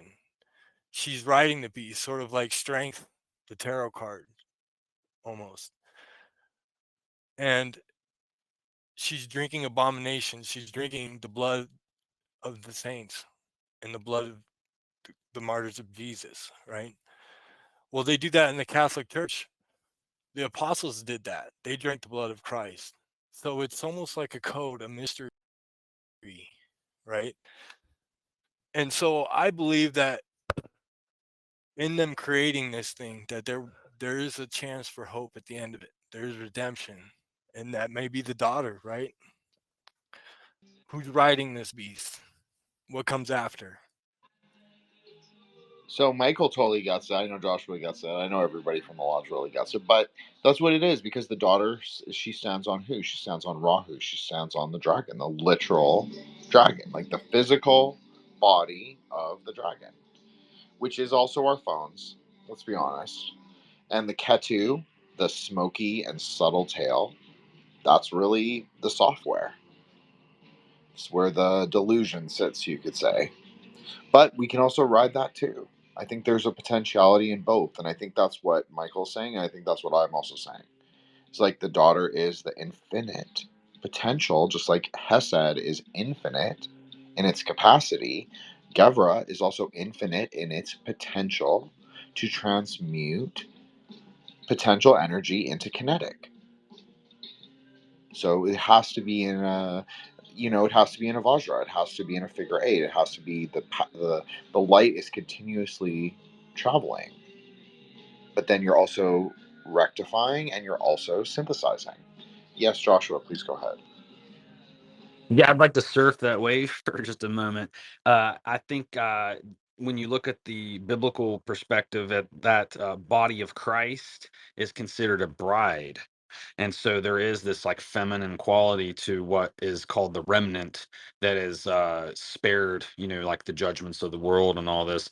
But even though they're spared, they're still purified through trials and tribulations, so on and so forth. But at any rate, I couldn't help but think of all that, and also the Twilight language equivalent to this you can find in Revelation 12, where the woman is birthed, and you got Saturn kind of waiting down there to devour the child, as it describes in Revelation, like the dragon wanting to eat the child, and then that kind of like harkens back to the prophecy in Genesis, where the first curse in the Bible is where Yahweh curses the serpent and takes his wings or arms or whatever away. Dude, if you took away his legs, that's like taking away his net sack and his hode, his right and left legs. But anyway, and makes him like crawl and eat dust. But says then that the woman's heel will crush the head of the serpent, but he would um, bite her, I think, but it would still crush the head or something like that. So that's that crushing of the head with the right leg, very Netzach, right? Victory. So this bride, as it were, does have like that association. Of course, because it's really a very similar figure. It is, but interesting thing, if you want to look at the Buddhist iconography, is that she's dancing, so it's both feet. Something like Hod and Netzach at the same time, glory and victory at the same time. And so it's also interesting to note that Kurkula is also the goddess of snake bites. and the remediation therein. So, another very interesting idea related to her capacity to transmute mercurial poisons. Yes, Joshua. Dude, so okay, in Revelation, there's also the crushing of the grapes of wrath, which you use both feet for. So when you're saying that, I was like, oh, yeah, there's another one. And the blood of the lamb, which is a theme, of course, throughout the entire Bible, but again here in Revelation, lamb's blood can be used to synthesize anti-venom for snake bites. So again, there's that rectification of the venom kind of element there too. Right, just like we know that there are plants that are very toxic in their unprepared form, but medicinal after processing. It's very similar to that. That is also, a lot of people don't know this. I've been speaking with like other people, and I didn't realize this was like some unique gin knowledge, and it certainly isn't. Anyone who's any knows anything about the Puranic or the sort of tantric stories will know that this is not new. It's definitely not from me, but uh, poisonous plants that, or toxic plants, excuse me, toxic plants that can be processed and made into medicinal, either plant materials or pharmaceuticals, those are governed under Rahu. Now, things like opioids, anything anesthetic is governed under Ketu. Ketu also, very interestingly, is the, well, it has two planetary rulers, but hemp or marijuana is governed by Ketu in general. So that's also very interesting. And any kind of thing that like what's the thing, opium, yeah, I said opiates. Okay, so anything like that that impairs your kind of judgment, clarity, um sort of access to knowledge, that would be Ketu. So it's very interesting. And Ketu, some drugs of Ketu can also be pharmaceutical, or some herbs of Ketu can also be considered pharmaceuticals as well. So they have a very interesting, the dragon in particular, like he's both a giver of great medicine, but also a giver of great poison. And so exactly what Joshua is saying, and the daughter is, she is without desire. That doesn't necessarily mean what people take it to mean. It's non-extreme, it's middle path, and so she just is above desire. She's not governed by it. She's in control. Yes, Joshua, please go ahead. As we were talking about that, like the serpentine relationship and the poison and the medicine, I was thinking of this. I think it's the symbol for Hygeia, which is another Greek goddess. I think it's a cup with the serpent in it and some type of like stick or stirring stick. But of course, there's also the symbol for medicine, which is the worm wrapped around a stick. So there was some thought that maybe there was some removal of parasites, might have even been in something that was associated with this profession as well. But then, as you were talking about Rahu and Ketu, I kept thinking of the Serpens constellation, which is split into as Kata and Kaput. Kaput being the head and Kata being the tail. But the figure in the middle is Asclepius, right? And he's I think, the son of Apollo, and so he's considered the serpent bearer. Ophiuchus is that as like a title. So there's something too about wielding, and that's where we get the caduceus symbol. I think too is like this two serpent kind of symbolism, and the pole in the middle kind of basically being like the spinal cord into the holy of holies at the top, something like that maybe. But I think there's something about that's kind of like a peek at the, like we were talking about the mercury earlier and the fixing of the poison and all that. It's almost as if the great work, in a sense, involves the creation of like you yourself have taken on these properties of a parad, and changed the poison or made it. You changed the waters, like in the Dune. Well, when they take in the poison, the Bene Gesserit candidate would have to make it inert, and then they would share that with the tribe then too. So I think there's this aspect too of almost like eating from the tree of knowledge and figuring out, because imagine too, in a foraging kind of scenario, who's going to be the first one to eat the fruit, right? So there's those kind of aspects too, I think, that kind of go along with this. Medicine kind of has alongside it this shamanistic sort of thing, I think. I don't know where I was going with that. I mean, no, I think you're right about the caduceus. I think that it definitely is referring to what we're broadly talking about is these archetypes that are related to Hode, but it's also related to Netzach because Netzach, as I like to say, is the garden, right? So that's where the plants grow, and Hode is how we can understand, how we can gain understanding. It's not necessarily that we, even if we believe we have it, we probably don't have it, is the truth. But we, it's a way for us to, it's the starter, right? It's the starter position. It's the Pokemon starter town, starter Pokemon. That's Hode. It's a Pikachu. That's a perfect Hode character, even. Good colors, good energy, good sound. Like that's very Hode like. And Ash Ketchum is also very Hode like. So it's like again, that's just a very good thing. So okay, so you have this relationship between Hode and Netzach that also happens at, interestingly enough, Yesod. So you have a lot of rectification, you have a lot of synthesis, and you have a lot of things to take in order to propel you up the tree. So I think that the Dragon of the Eclipse is perennial, if you want to say it like that, or primordial, maybe. Shout out Solar, primordial, because it seems to be part of like the a consistent universal part of the mythos. Whether he's extremely important, if he's a main character, a side character, a trickster god, sort of protagonist and antagonist, there's variations, right? But he tends to reappear. So we can say that yes, Rahu Ketu, Rahula, as they call him in Buddhism, I think is like a character that I can speak about maybe with the specificity of Tantra, but it's relational, obviously astrologically, but it's also relational mythologically. So I think that you're onto something, and I think the stir stick, well, it's interesting if we look at what Kurakula holds as another of her implements. One of her implements is a goad, which is also associated with both Hode. That's not a pun on purpose, but Hode is associated with a goad, and as is Path 22. Very interesting. Okay, what is a goad? Now, of course, in the Near East, they did not have elephants. So Kurakula technically holds an elephant's goad. I'll get back to this in a second.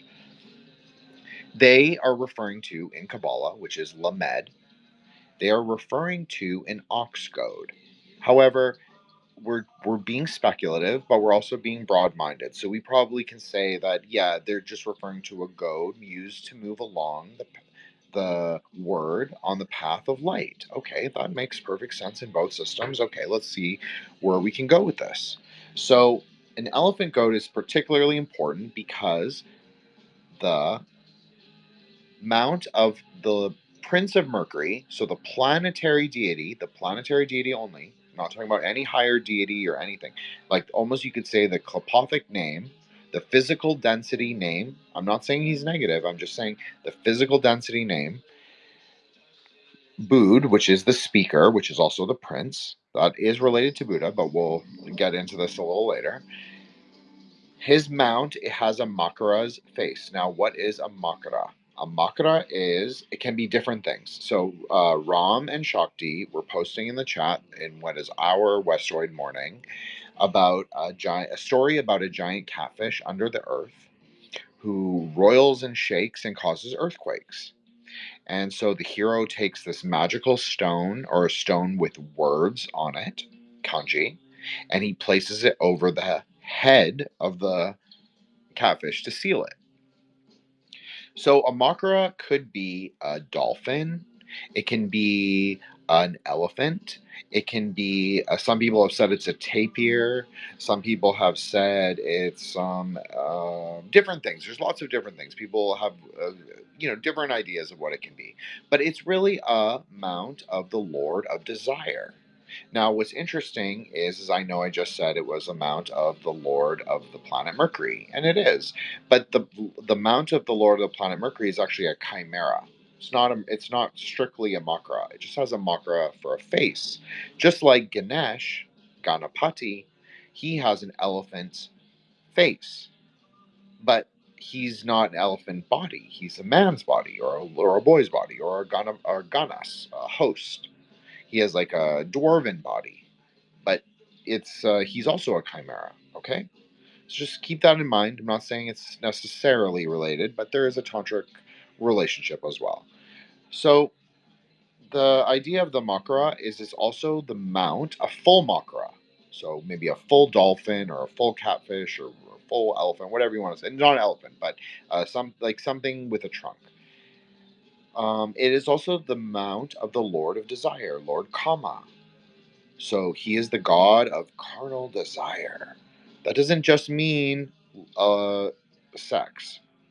In fact, the more tantric meaning says it's not about sex. It's about our desires for the world, our desires for perhaps material things. That doesn't mean that we don't want the impulse of desire. That's okay.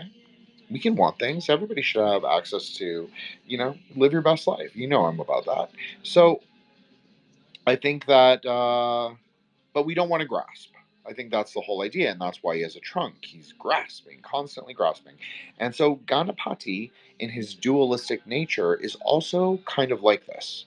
He must disaggregate a path in order to remove the blockage or to repair an old one.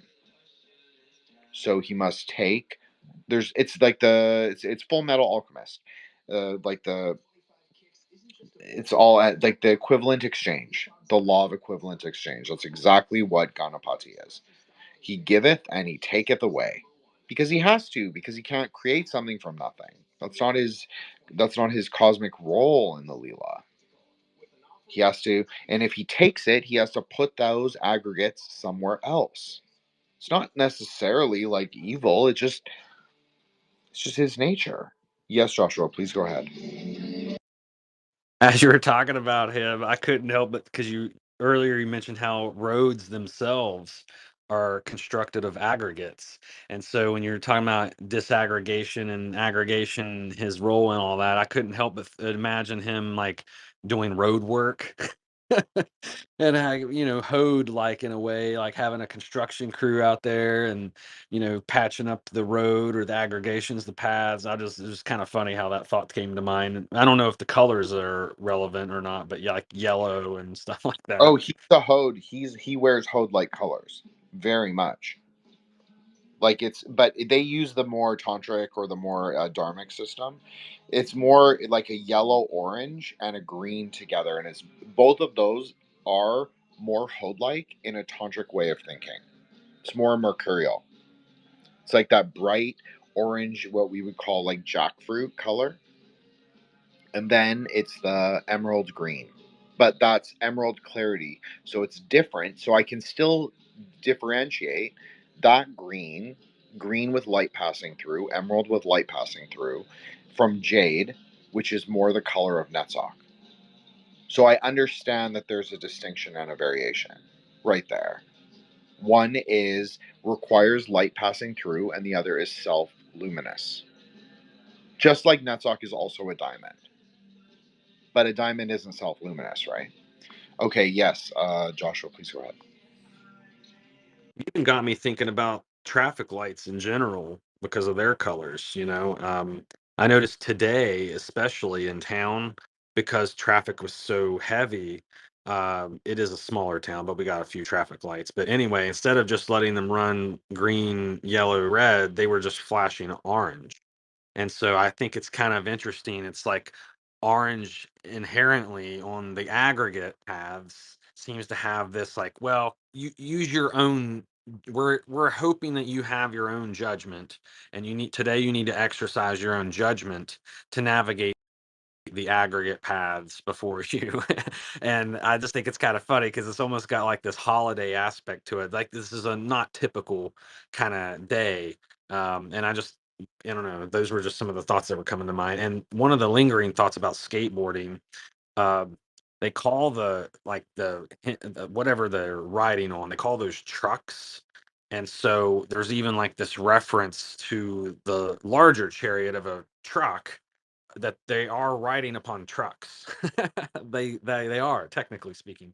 And when you talk about the charnel ground or carnal ground, I kind of imagine it too, like when you're skateboarding, you're more vulnerable to that too. Like your surroundings are more obviously palpable, and so they almost have to wear armor, like with helmets and uh arm guards or shin guards, etc. And so those are just some of the thoughts I had lingering about the whole path working, in general. No, you're absolutely right. I mean, he is the god of. He often holds a compass and a protractor. I mean, and interestingly, astrologically, he doesn't even clear Mercury. Everybody thinks he clears Mercury. No, wrong, man. Clears Ketu only. He can help your Mercury. He can improve an already decent position of a Mercury. He doesn't amend it from a negative positionality. A lot of people get that wrong in astrology. I see this often on Twitter. But he can fix a misplaced Ketu, especially if Ketu blocks Mercury. So that is kind of his essential role, is disaggregating that green from, actually Solar was talking about this, like a muddy green quality. And you even brought this up, actually, Joshua. I think Michael even brought this up. Is like you have like a muddy green, there's something muddy green that can appear. Sometimes in Tantra it's explained as peridot, or as I've explained, Hessonite. Hessonite looks a black, but when you shine like a flashlight through it, actually glows orange. It's very Shenlong from Dragon Ball Z. That's very good Bood colors. That's very good like Hode colors for a tantric way of thinking. Is that green and orange? Because there's kind of something kind of sickly about both, but there's also something kind of energetic about both. So it's just about how you use it. Like it's about how you take it more than it innately having like possessing like a good quality. But maybe that's also part of transmutation. Yes, Joshua. Actually, as you were describing it, I was imagining. I live in a very rural area, and so those are the colors too that I would associate with hunting. And so like the muddy green and brown, that's camouflage here. And it has black in it too. And so I couldn't help but think of that. So I didn't know if that was had any relationship to what you were just describing with the colors, but in my mind it was kind of, that's what I inherently thought. And I thought, oh, you're blending in with your surroundings. It's like uh less of me. I'm removing yourself from the thing. It's almost like a ego thing too, in a way, right? And you're just becoming the surroundings in a sense. But there's some Hode qualities there too, maybe because you're organizing the hunt. You're maybe communicating in ways too that are silent as opposed to audible. So I just found the hunting aspect of that maybe strangely similar, and but also the invisibility aspect where minimizing your your outline at the very least, I guess, or something like that, but to gain the advantage sensory wise. Of course there could be smell involved with that too, like that's one of the gifts the animals got that we don't seem to have very well. Maybe it's for the best that we don't have a good sense of smell. I can imagine there's a lot of things I don't want to smell, but anyway. No, Just to you're go right. into Oh, sorry, just to Michael. go Go. into yeah, just on the colors real quick in hunting. So if you want to camouflage from people and be a warrior, you wear the green camo. And orange is um, animals of prey are blind to it. It looks just like green to them. That's why you wear green fluorescent green or fluorescent orange and hunt so that people can recognize you, but the prey don't. So it's kind of mercurial in that way. You're going into the realm. And if you want to hunt people and be a warrior, you put on the green. That's great, Michael. Really great job. Yeah, I totally agree. I think that there's actually something interesting. We've discussed this before in spaces. I'll just say it really quick. I believe that there are three expressions at Hode, and I'm going to use archetypes to describe them. But I'm also going to use astro-theological ideas. So, obviously, there's Mercury. That is the prince. Okay? I'm talking about the greater prince. I'm not talking about the clipothic quality of that. I'm talking about the prince as he begins. Then there's Sirius A, which I believe is the daughter. Then I believe there is Sirius B, which I also think is Ketu. Interestingly, Ketu is, at least in Buddhism, he can be considered to be the god of stars, or at least the god of the demonic hosts of the stars. So this fits perfectly. I'm not stretching it in any capacity. So I think that when people are at Hode or are drawing from that Sephira, there's actually three entangled properties, and this is why people misunderstand, and I think that's a perfect word to use, misunderstand and perhaps diagnose. So both Binah and Hode is out of perception, Hesed. They can't recognize the individualistic qualities of each.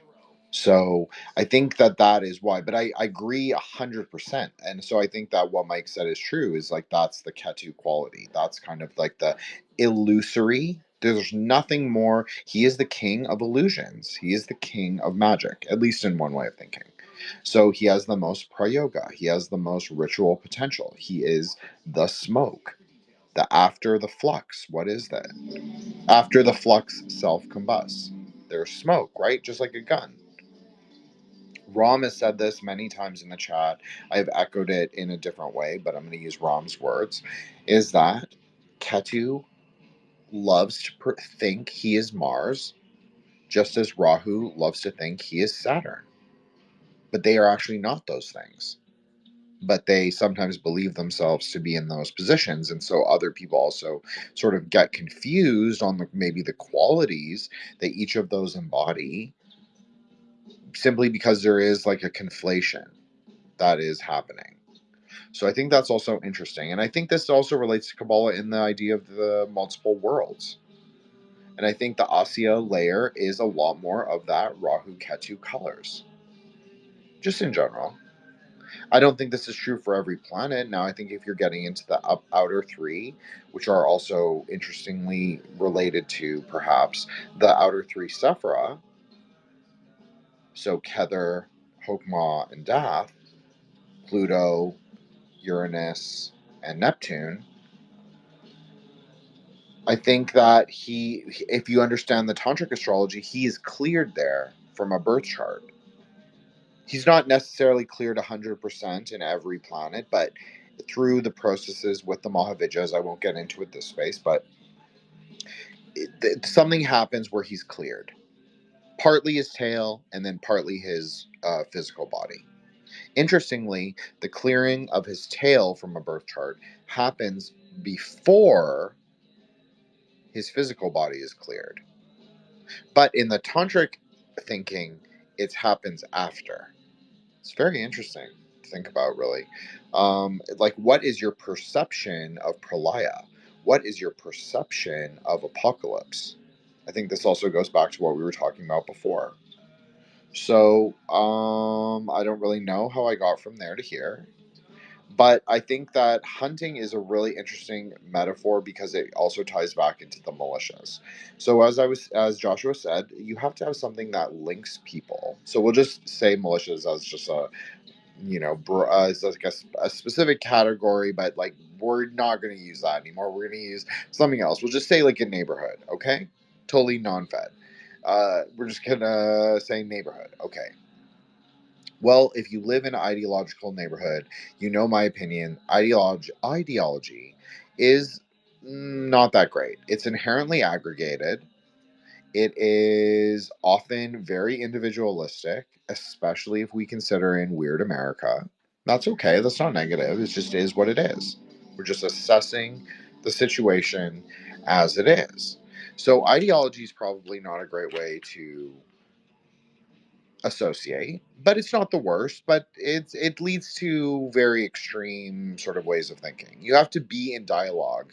You have to be in synthesis with things in order for them to change, or in order for them, maybe you have to change. That's also part of it. It's like coming together in synthesis. That's part of it. You have to disaggregate yourself.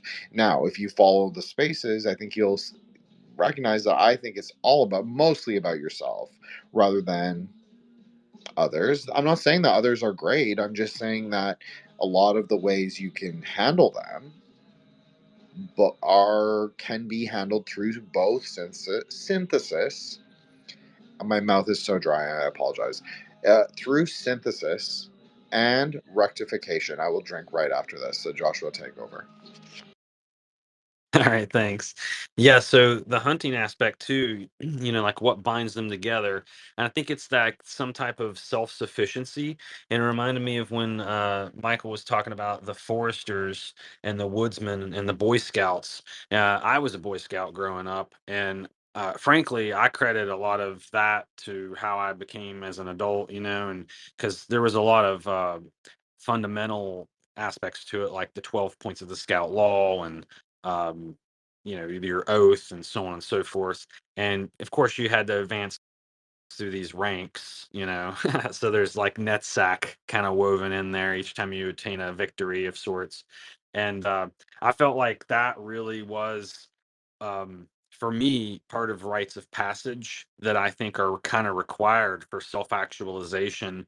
And because if you're not fully self-reliant, then you depend on the government, right, for maybe some of your needs being met. And so that's where they can kind of start to manipulate us, is when they gain this advantage on us. And I think that's why like herbalism and things like that are really a way for us to empower ourselves and, kind of avoid those shackles, so to speak, of the medical industrial complex, is what I like to call it.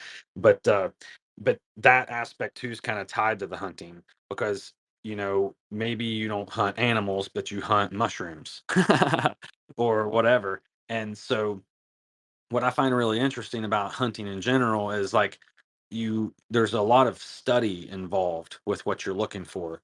You educate yourself on the habits of the thing.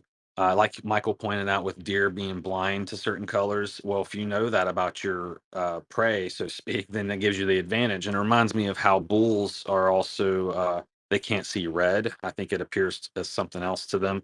But anyway, so I think that pattern recognition kind of goes along with this as well, even in the autistic way, uh, because when you're looking for mushrooms, I always think it's funny when I take somebody for their first time, they're just so bewildered by the whole thing, right? Because uh, their reward center in their mind or their brain hasn't been uh, activated enough for that pathway to form and to gain those associations. And it's just like so second nature for me after going for so many years, so every time you find a new mushroom that is edible, it now gets like integrated into your brain as something to hunt, right? And so I think it's funny too, like how you can hunt different things throughout the season. And so whether it's an animal or a mushroom or a berry or a plant, you can be hunting all of these things. And so colors are, spackled all across that spectrum. You run across all sorts of things. And I think too, that's really part of like the whole Twilight language in general. I don't know if I've ever mentioned it before, but I kind of have like this idea in my head of, um, imagine a clock, but the clock actually went with I call it like the animal clock. So like at every single hour of the day and night, if you listen really carefully, you'll notice like insects, birds, so on and so forth are more active at certain times of day. And so you can technically form like a clock that would be analogous to like the 24-hour clock, that we use, or 12-hour clock rather.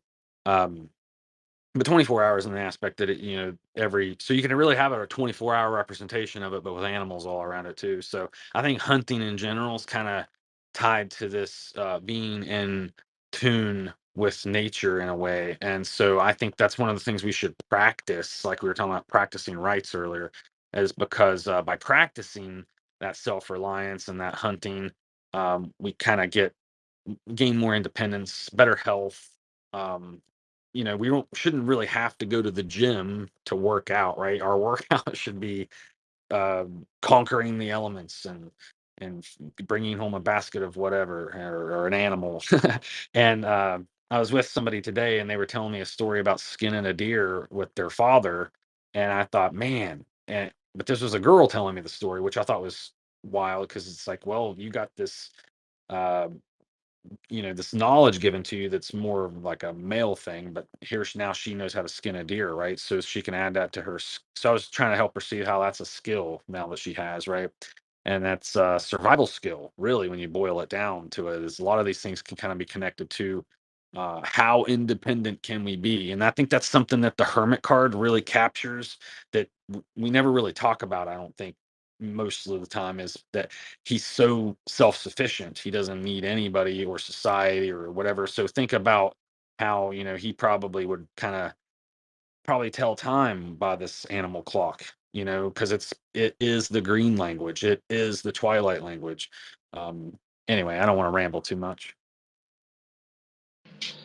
No, that was great, Joshua. I appreciated it greatly. So I could also drink. Hello, Zachary Shumar, obviously my co-host. A great dude, content creator, a parapolitical researcher in his own right. Everybody should follow Zach. I know he doesn't post that much, but when he does, it's always great, and I love it. So yeah, great to see you here, Zach.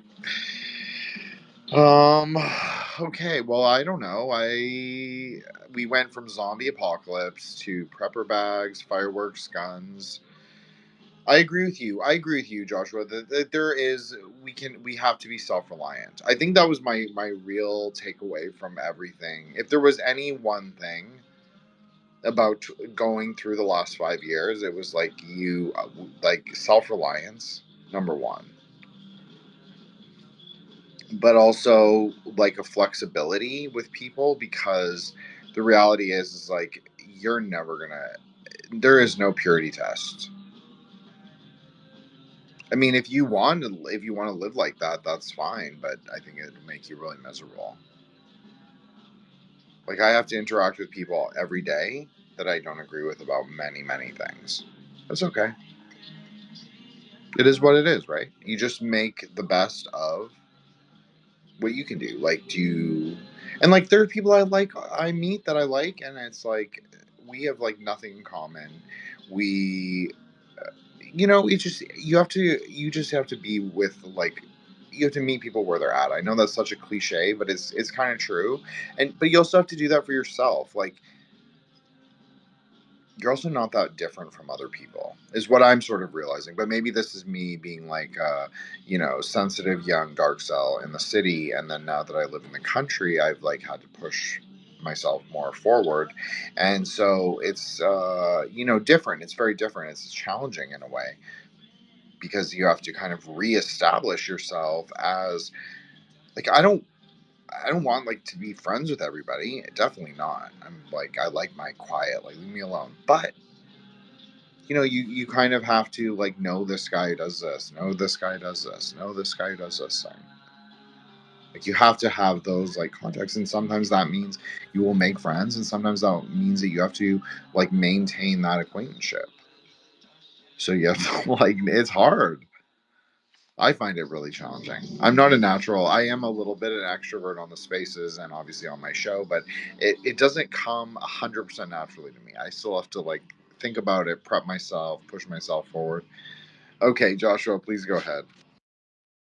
I'm still learning about the aspects, of course, but from what I do think I understand of Hode and NetSac and how they interrelate, is like that is actually a skill set to be able to work with people. As an Aries, I often find myself in like leadership positions that I do not want to be in. And it's become a skill to know how to like navigate sometimes, like you got like a structured environment or whatever, and like nonprofits especially is where I run into a lot of that kind of thing. And so I think what you're explaining is like basically community, right? And so that's like Hode is the communities out there, and the NetSac element I think is like bringing some type of organization to that and accomplishing work together. And so I guess maybe it is, I mean, maybe more of a professional kind of approach to it, perhaps even like, a LinkedIn kind of flavor maybe. But I noticed that around here too, like, it's businesses kind of proctor off one another in that way too. And if you imagine, it's like NetSac and Hode are like the two legs that walk. If you only got one and not the other, you could have a lot of Hode like community, but because they're not united or don't know about each other, and maybe it can create inefficiency, right? But like having the ability to make use of resources makes me think of like the Emperor card and the ability to manage resources within a community or within the confines of your own property, and that sort of thing. Well, it all starts in Malkuth, doesn't it, Joshua? As we talked about many times, it does. I don't know. I'm kind of feeling very Rousseauian. I know that's like the anathema word to everyone that I know on the right, like wingnuts, and on the left as well. Nobody likes that. But I don't know. I kind of think it does begin with property ownership and just like knowing the boundaries of your kingdom, knowing the boundaries of yourself, and being able to like work it. I'm not saying like you have to have like 20 or like hundreds of acres or something, but I'm just saying like even to have like a thing that you cultivate and take care of, it's a lot of work. It's a lot of work. It really is a tremendous amount of work and money. So I think that there is something about that. It teaches you. It's taught me like a great deal of who I've become. I've become a lot more mature. Yes, Joshua, please go ahead. And I think it's funny too that I think when I see people mowing their lawn, I just automatically think Saturn and his scythe, and how there's like this upkeep of property involves the cutting of things and the pruning of things. And to me, that's very agricultural and gardening. Like the Bible uses a lot of those types of parables and stuff. So to me, that always kind of stands out, that riding the tractor or the chariot in a way too, is this Odin's chariot was kind of known for that sort of thing. Like you never wanted to be higher than the wheels of his chariot. I guess they had like spikes on the wheels or something. But so I kind of imagine that aspect of this too. And I think Robert Frost was a poet that there was a one-liner I remember, like fences make the best neighbors, maybe. I think was his quote. So it's like, yeah, it's nice to have neighbors, but with boundaries. And so that's kind of microcosm of countries, if you will. Because if you zoom out, well, you got countries with borders, but you zoom in, you got maybe a home with a fence around it, right? And so it reminds me, I don't know where this quote originates from, but one of the quotes I've always grown up with was tend to the wolves in your own fence. It's like worry about your own problems, because that's all you really can handle, if you're even lucky. And I think too, that's to kind of bring firearms back into it again. um, that's a very Wild West type thing too, is to be able to protect yourself, when you maybe don't have any other way to do it. And I really appreciate firearms for that aspect, because it empowers women especially, and giving them the ability to protect themselves. They call it the great equalizer, right? But yeah, so I just wanted to bring up those aspects. And um I had another thought as well, but I'll end with that if you have any comment. I do not have any comment except that I think I like what you said, Joshua. I agree. There is, okay, so I'll correct you a little, but it's not in a mean way. I think you're right in that you're maintaining the boundaries on the borders. So that is a Banah thing, right?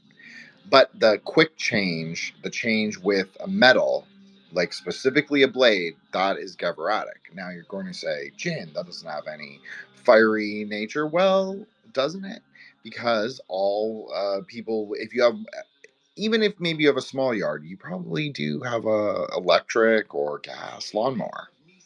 And so that there you have the combustion right there.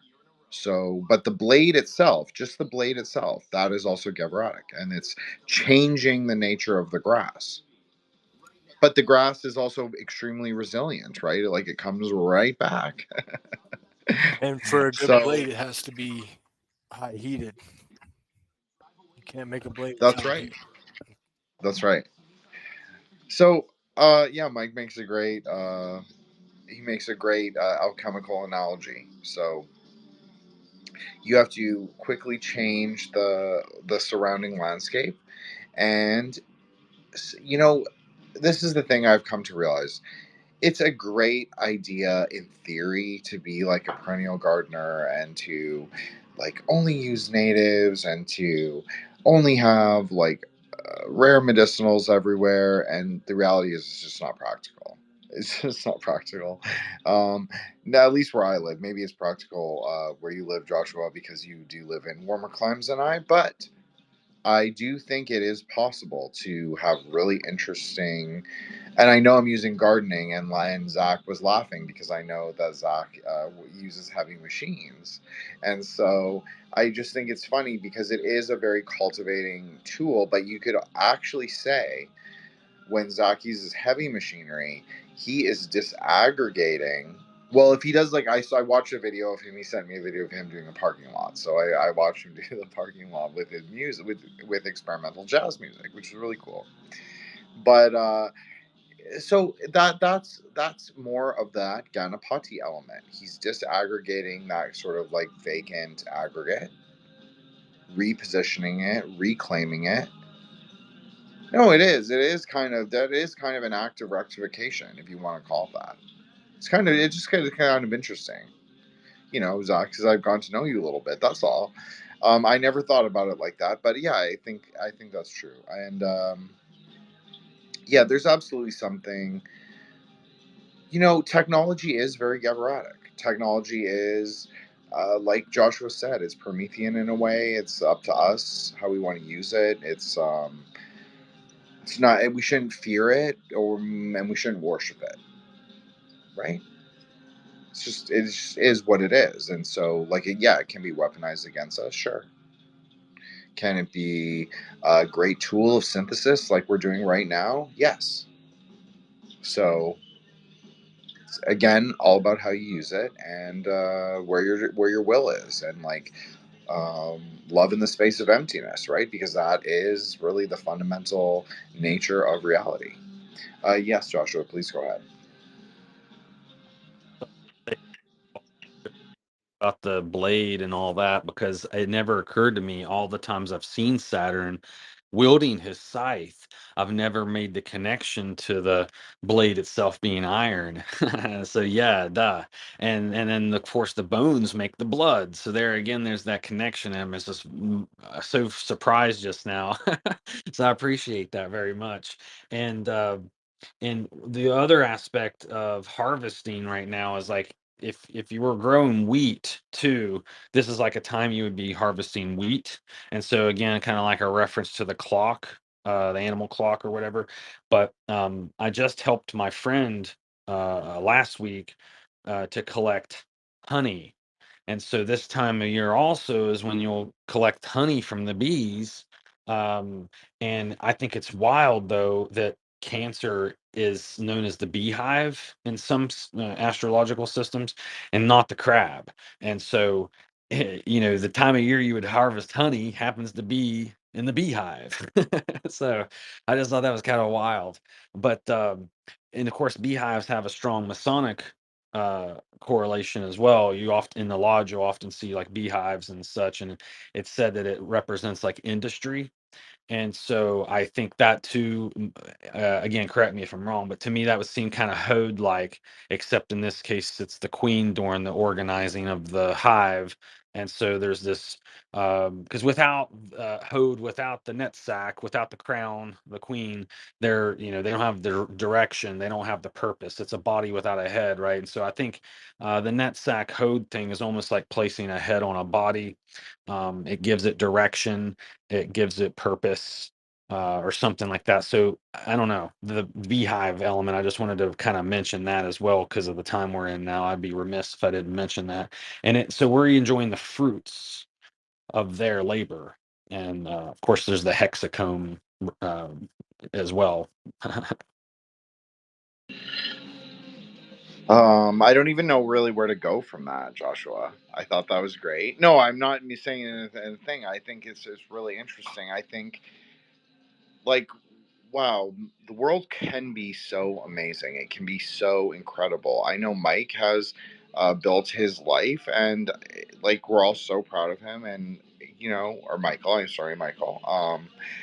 I know he'll answer Magic Mike sometimes, but I don't want to push it, Michael. But like that's what life is. It's like messy. It's fucked up. We do weird things. We we we regret things. We don't regret things. We love. We hate. It's all the things, right? And so that's what it is all about. That's what the outer planets are really about. It's like about not outer three. I'm talking about the planets other than the Earth, if you want to say it like that. They're only to be mineral, like they're only elemental forces, so we can sort of disaggregate from all of our own bullshit, sort of shake free of those shackles of preconception, and just like be more pristine, more Diamond Thunder. I mean, that's the whole point, is to be Diamond Thunder, right? So, but it's all about rectification. So the reality is like the world can be amazing, but we have to actively build it to be amazing. Just like people will talk about this, like I know it's so media influencer, but they'll be like, "Oh, I live my best life," or "I've built this like amazing life for myself." Like I think that is possible for most people. I think most people can build like a decent life for themselves. I just think that we I know for myself, I'll just speak for myself, just letting go of some preconceptions that I had helped me a lot more than being ideological. Okay, Joshua, please go ahead. I didn't think to ask.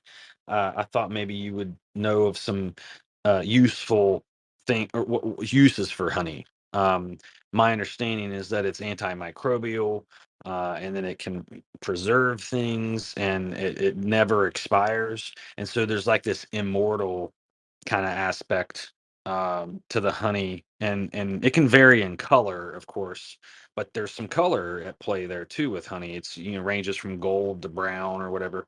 And so I was just wondering if any of those lingering thoughts about honey, or the bees and color in general, yellow and black, if there was any maybe strange relationships with that I hadn't noticed before that you could maybe illuminate. Sure. Well, there is something interesting about the color with bees, so we'll start there. So yellow and black, it's obviously there's a path right from Tiferet to Binah. That is that color that would give Binah, like it would kind of bring both things into formation. It would make the gold more resplendent, the gold more obvious, more material, more information, and but it would also give it that like black sort of like it's very synthesis of opposites. It's like kind of like your example with steel and clay, right? Like gold by itself is not brittle. That's not a quality of gold. Gold is like a soft metal, right? Like it's very flexible. But like Saturnian materials, lead is very brittle. So it's like you could say that that's not a great synthesis. Like if you so that's why like I joked we did no, excuse me, we did a episode on this, and I made a joke about how everybody thinks it's lead into gold but it's really copper into gold. It's really Netzach into gold. So that obviously goes into the other idea that you were speaking about, Joshua, is about honey. So interestingly, in Tantra, the ocean of the Mahavijja, who sits at Venus, or Netzach, you could say, she sits on the sweet water ocean. But it's sweet with honey. Sweet with honey. Because Shukra is golden. The planet Venus is really gold. Like, it has a gold quality. It's really a diamond, but you see gold there. You see rubies there. You see emeralds there. You see jade there. It's a many splendor thing. Really, because a diamond really refracts light, so you can see many rays of splendor.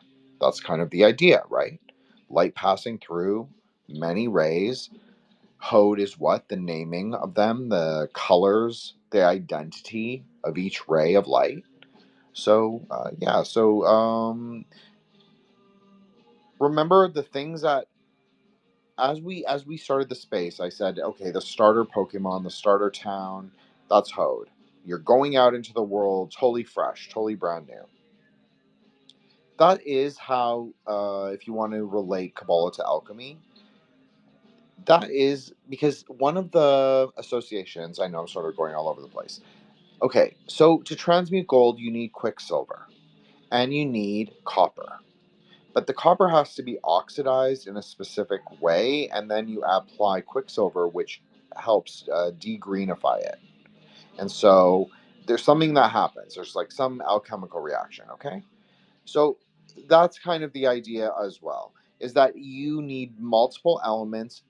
You could say the quicksilver is, it's not, it's a fluid, so it also travels through the paths of light.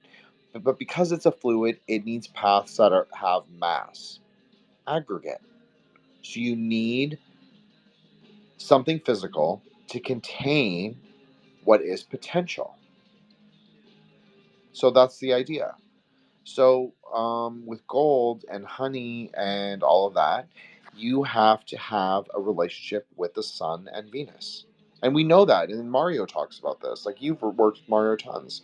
And so the idea is, right, is that at what point in the day is it the sun, or what point in the day is it Venus?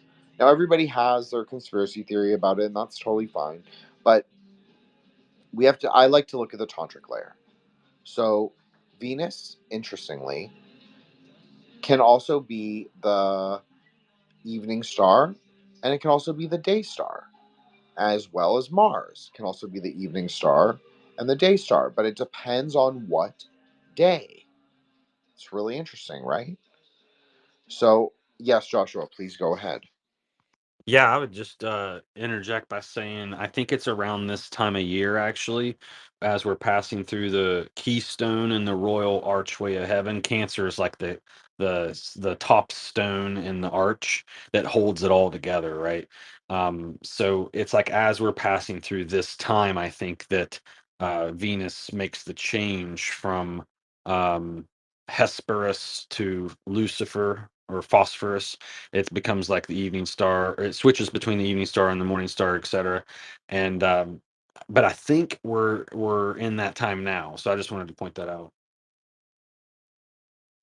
Yeah, that makes total sense. So I even like the way you gave the alchemy to describe it: phosphorus versus luciferic. Luciferic would imply a diamond, right? Because the light has to pass through. Phosphorus would imply self combusting or self luminous, because it's a chemical process that makes the phosphorus glow or spark or whatever. It's not just light passing through a material.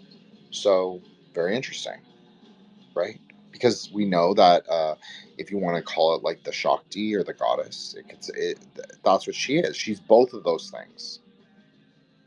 She's both. She's also the light that passes through.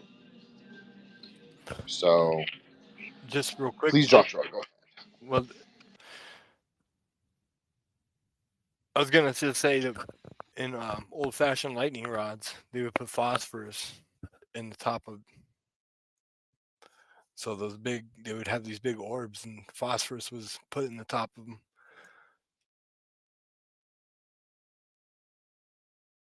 Oh yeah, no, that's great. I saw Cassandra just posted. Thank you, Michael. I appreciate that, and I agree. Lightning is right because it's diamond thunder. It's both. Both have to be in, you could say, dialectical interaction or relationship. I saw Cassandra posted. I'm a very quiet person. Timeline is my most fun, my most wild, my most out there time. But absolutely, I do like my space. I like my quiet. I do listen to music quite loud lately, but sometimes I listen to chanting really loud. So I change. I'm a quicksilver surfer, as I always tell you guys to try and emulate. Not that you want to be me. I don't think you should be me, but I'm saying in your own lives, there is a quicksilver surfer woman as well. He has a wife, so that's also very interesting. I'll post a picture sometime. But I think that's a really good place to end it. What do you think, Joshua? Good. What do you think, Michael? Good. Yeah. Awesome. Thank you, guys. I think everybody did amazing. I know I was a little. I've been up since 3, so it's been a long day. But I feel good. I'm really happy that we could do this. Happy July 4th. I think that, just to circle back to like meta mythologies of America, it is what you believe of it. It's what you make of it. It's what you build of it. I think that's the most important layer, personally. Talking about Neo-Babalon, moving into like a new future, not being stuck, right? You have to build the palace, the fortress, the temple, all of those things. You have to build that for yourself in many ways, and that's okay. Maybe that's part of the American story. Maybe we're all just fucking weird, and obviously I'm giving myself honorary American status, but that's okay. Rom as well.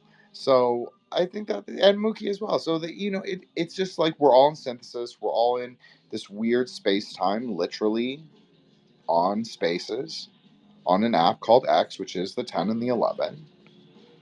And like, well, that's what we try and do. We try and make Metamagic and like move the Aeonic word forward, which is love, which is emptiness, which is knowledge, which is like non-dualism, which is luminousness and masslessness, not being fixed in space. Like I'm not saying it because I'm perfect. I'm so far from embodying the Aeonic ideals. I was thinking about it today. I was like, it would be really great if I could like pull some of that more.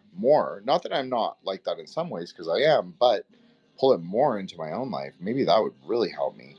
And it does. It really does. Some of the Aeonic thinking. I've really calmed down in terms of my what's it called? Like my sharp tongue. Still there, but I think I can portion it a bit better now. So I'm working on it. Work in progress, as we all are, right? That's the great work, is yourself. So, you should do that. And what is coming up for Threshold Saints? So much. So fucking much. Joshua's episode coming up. And so many more. Oh, Solar's episode's coming out. Jigoku Keiki's episode's coming out. Monty has an episode with Thomas Millennial on what did we cover? Oh, Jujutsu Kaisen. So that's for you, Mookie. Jujutsu Kaisen, JJK. J. David Osborne, Kelby Losack, Allison Quinn, Domino. If you follow her, Domino RXR, the herbalist. We had a really cool discussion on my show, not just on Rejects. So yeah, shout out to her. I've got so many episodes, it's like not even funny. Honestly, but it's been great. It's been really fun. I love the way that we're, onwards and upwards. I think the spaces have played a great, important role for me in sort of moving the you could say, the words, the keywords, the aeonic words forward, at least in terms of my thinking, at least in terms of how I have to be flexible, how I have to work with people, how it's not all about me, how I have to be, more moderate in my approach. And I also have to like work on my own projects, including like the Grey Lodge, but also my show, and not be, so fixated on,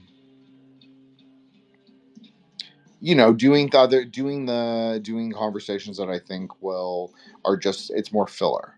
I'm more interested in not filler. I'm interested in like a substantive, magical discourse.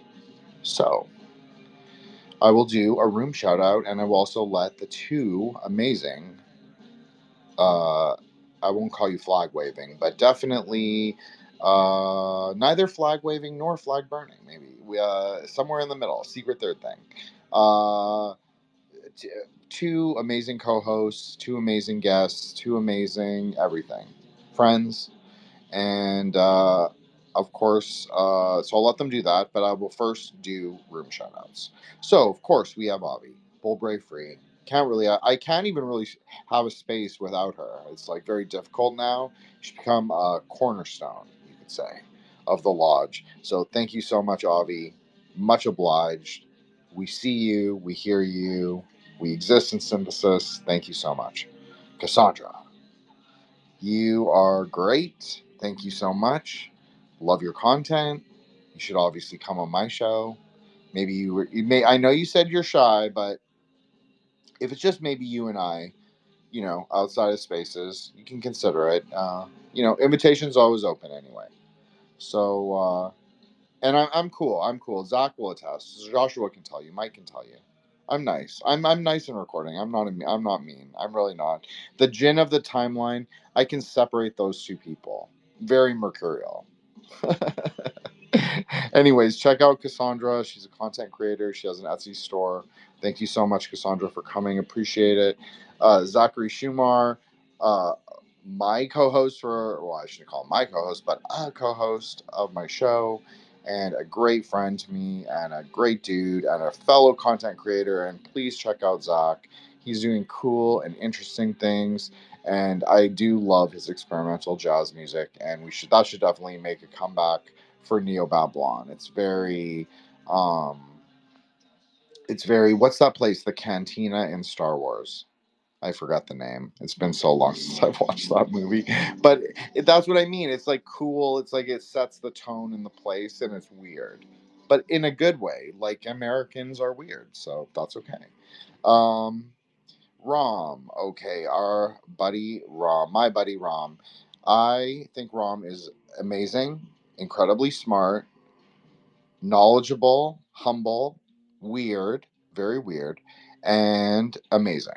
Did I say amazing? Okay. Well, anyways, it doesn't matter. Double amazing is okay. So, thank you, Rom, for coming. Obviously, this is not an Aether Punk episode, but we did talk about it. And as I said, we are going to just step out of that Aether wave, and we are going to come back to it. We'll full circle back in a little bit. Maybe we'll even start a different series, and we'll have like an Aether Punk remix or feature in that series. That might be cool. Keep it within a series into two different series around it.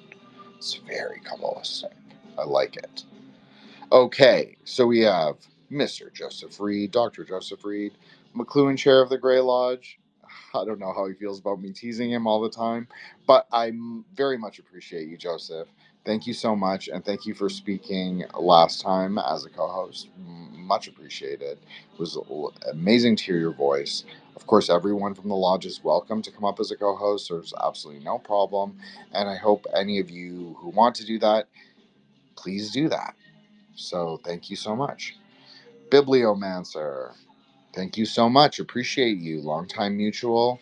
Love seeing you on the timeline, and thank you for your engagement. Much obliged, and thank you very much for coming. I love when I see mutuals come, because this is like kind of wild, I think, for some of them.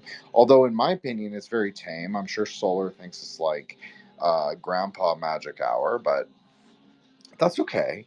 We're Dharmic. We're just we're loving kindness. We're just surfing through the, pink ray. That's all we can do. Mookie. So, Crow Dakini to the lodge. Thank you so much. Fan, amazing friend. Bird Dakini extraordinaire. She rectifies the heavens. You could say maybe she's a Gandhara reborn. If you don't know what a Gandhara is, they are a muse, someone who they're a kind of species. They're kind of like angels or cherubims, and so they have wings, and so they have a deep relationship with birds. Although they don't necessarily themselves look like a bird, they sometimes are reborn as humans, and they often do things like that, is take care of birds. So thank you so much, Mookie. It's beautiful that you come, as well as drop us a picture of adorable baby bird hair every morning. I love those. Yes, Yeshe Cholwa, thank you so much. I'm not sure who you are. I hope you're not Craig, but obliged, and I'll let bygones be bygones if you are. Okay. Uh, peace and fun-loving guy. I'm not sure who you are. Could be an alt of John's, perhaps. Maybe. I don't know. He has a few. Anyways, but great to have you here. Thank you so much for coming. Thank you, Avi. And of course, Joshua and Michael. Let's let them plug before I meander off into wilderness of words. I can defer to Michael if you like. Well, just happy to be here, guys. Happy to synthesize with you on this 4th of July. So, if you want, give me a follow and reach out. I don't mind hitting people back, so. But I just appreciate you inviting me on. So. Awesome. Great job, Michael. Appreciate it. Really. Is so glad. I was honestly, I was like, oh my god, we're gonna lose Solar and Matt in one night. But it's totally fine. Joshua and I get along great, and I know we can both fill an hour. We could probably do it for like 10 hours if we really wanted to. You would have to take the pipe away from me, is really the truth. But I can do it. I can do it. I function without smoking most of the time. So, Friday night, it's my sacramental. What can you say? It's not really. I shouldn't say that, but you know, I'm vibing.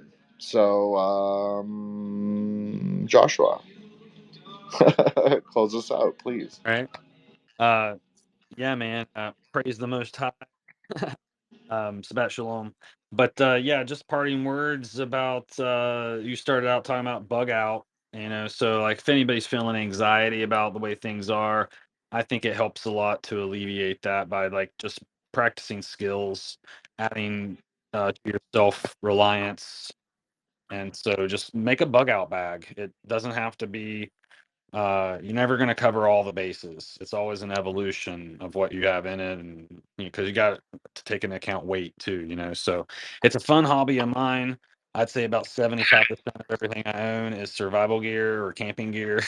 So yeah, it's very American. So on this most American of days, I just wanted to kind of you know share that thought with everybody to become bug out ready, I guess, and it'll maybe help a lot with any anxiety.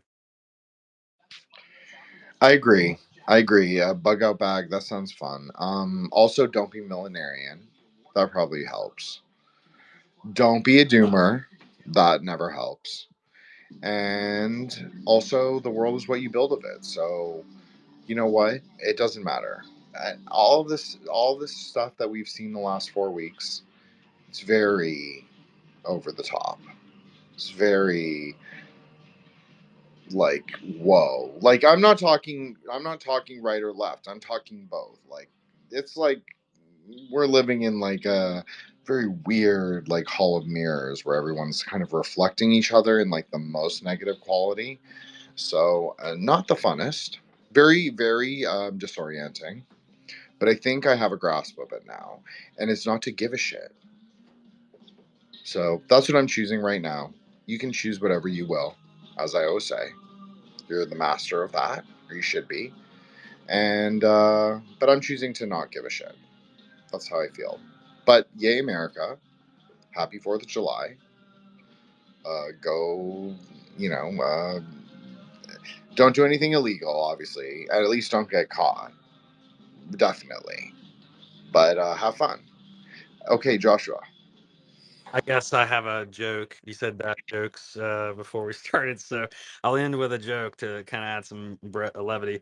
I heard something on, I don't know where it was, on the internet somewhere, but it was like a guy. Maybe he had an Indian accent, so forgive me. But he was like, try to give one less fuck tomorrow than you gave yesterday, right? And he goes on. He's like, eventually, if you keep practicing this, you'll eventually give no fucks. And so I just thought it was kind of funny how you said that. So forgive me, I don't mean to be offensive with the accent. No, it was great. I can't change it. There's absolutely nothing I can do to change it. I can't change any outcome. So why do I have to choose? Like, why do I have to put?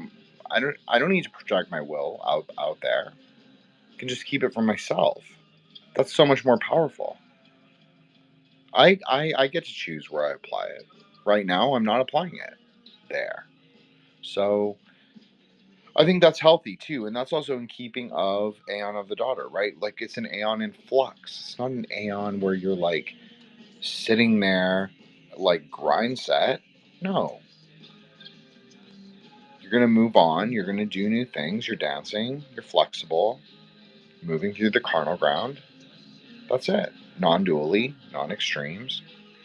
Trying to remedy the poisons as they arise, as well as synthesize interesting ideas, things into your own life, as well as like through bodhicitta, and then you hopefully through a small spark increase bodhicitta in someone else. That's the whole idea.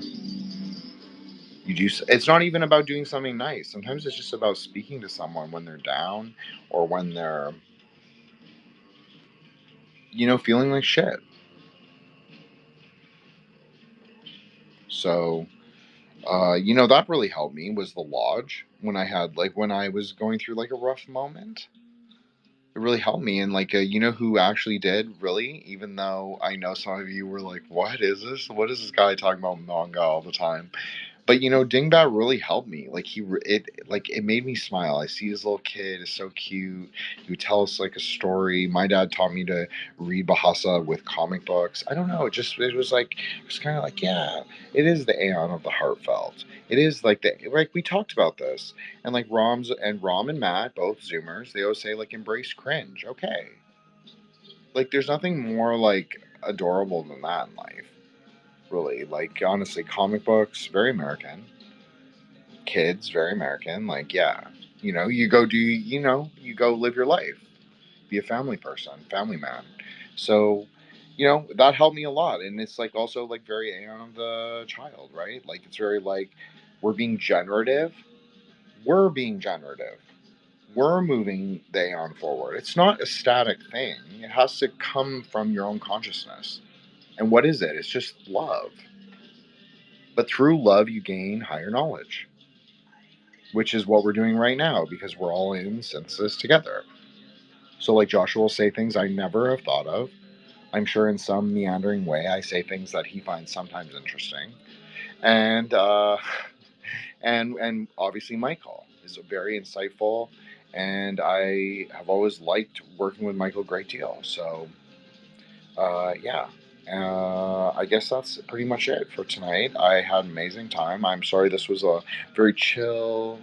I know it was like a smoke. It was a purple haze kind of space, but I think I did really good keynote, and I don't know. I thought it went really well. I had fun, and that's what it is. Like 4th of July, go ride your skateboard and shoot off fireworks because that's what it's all fucking about.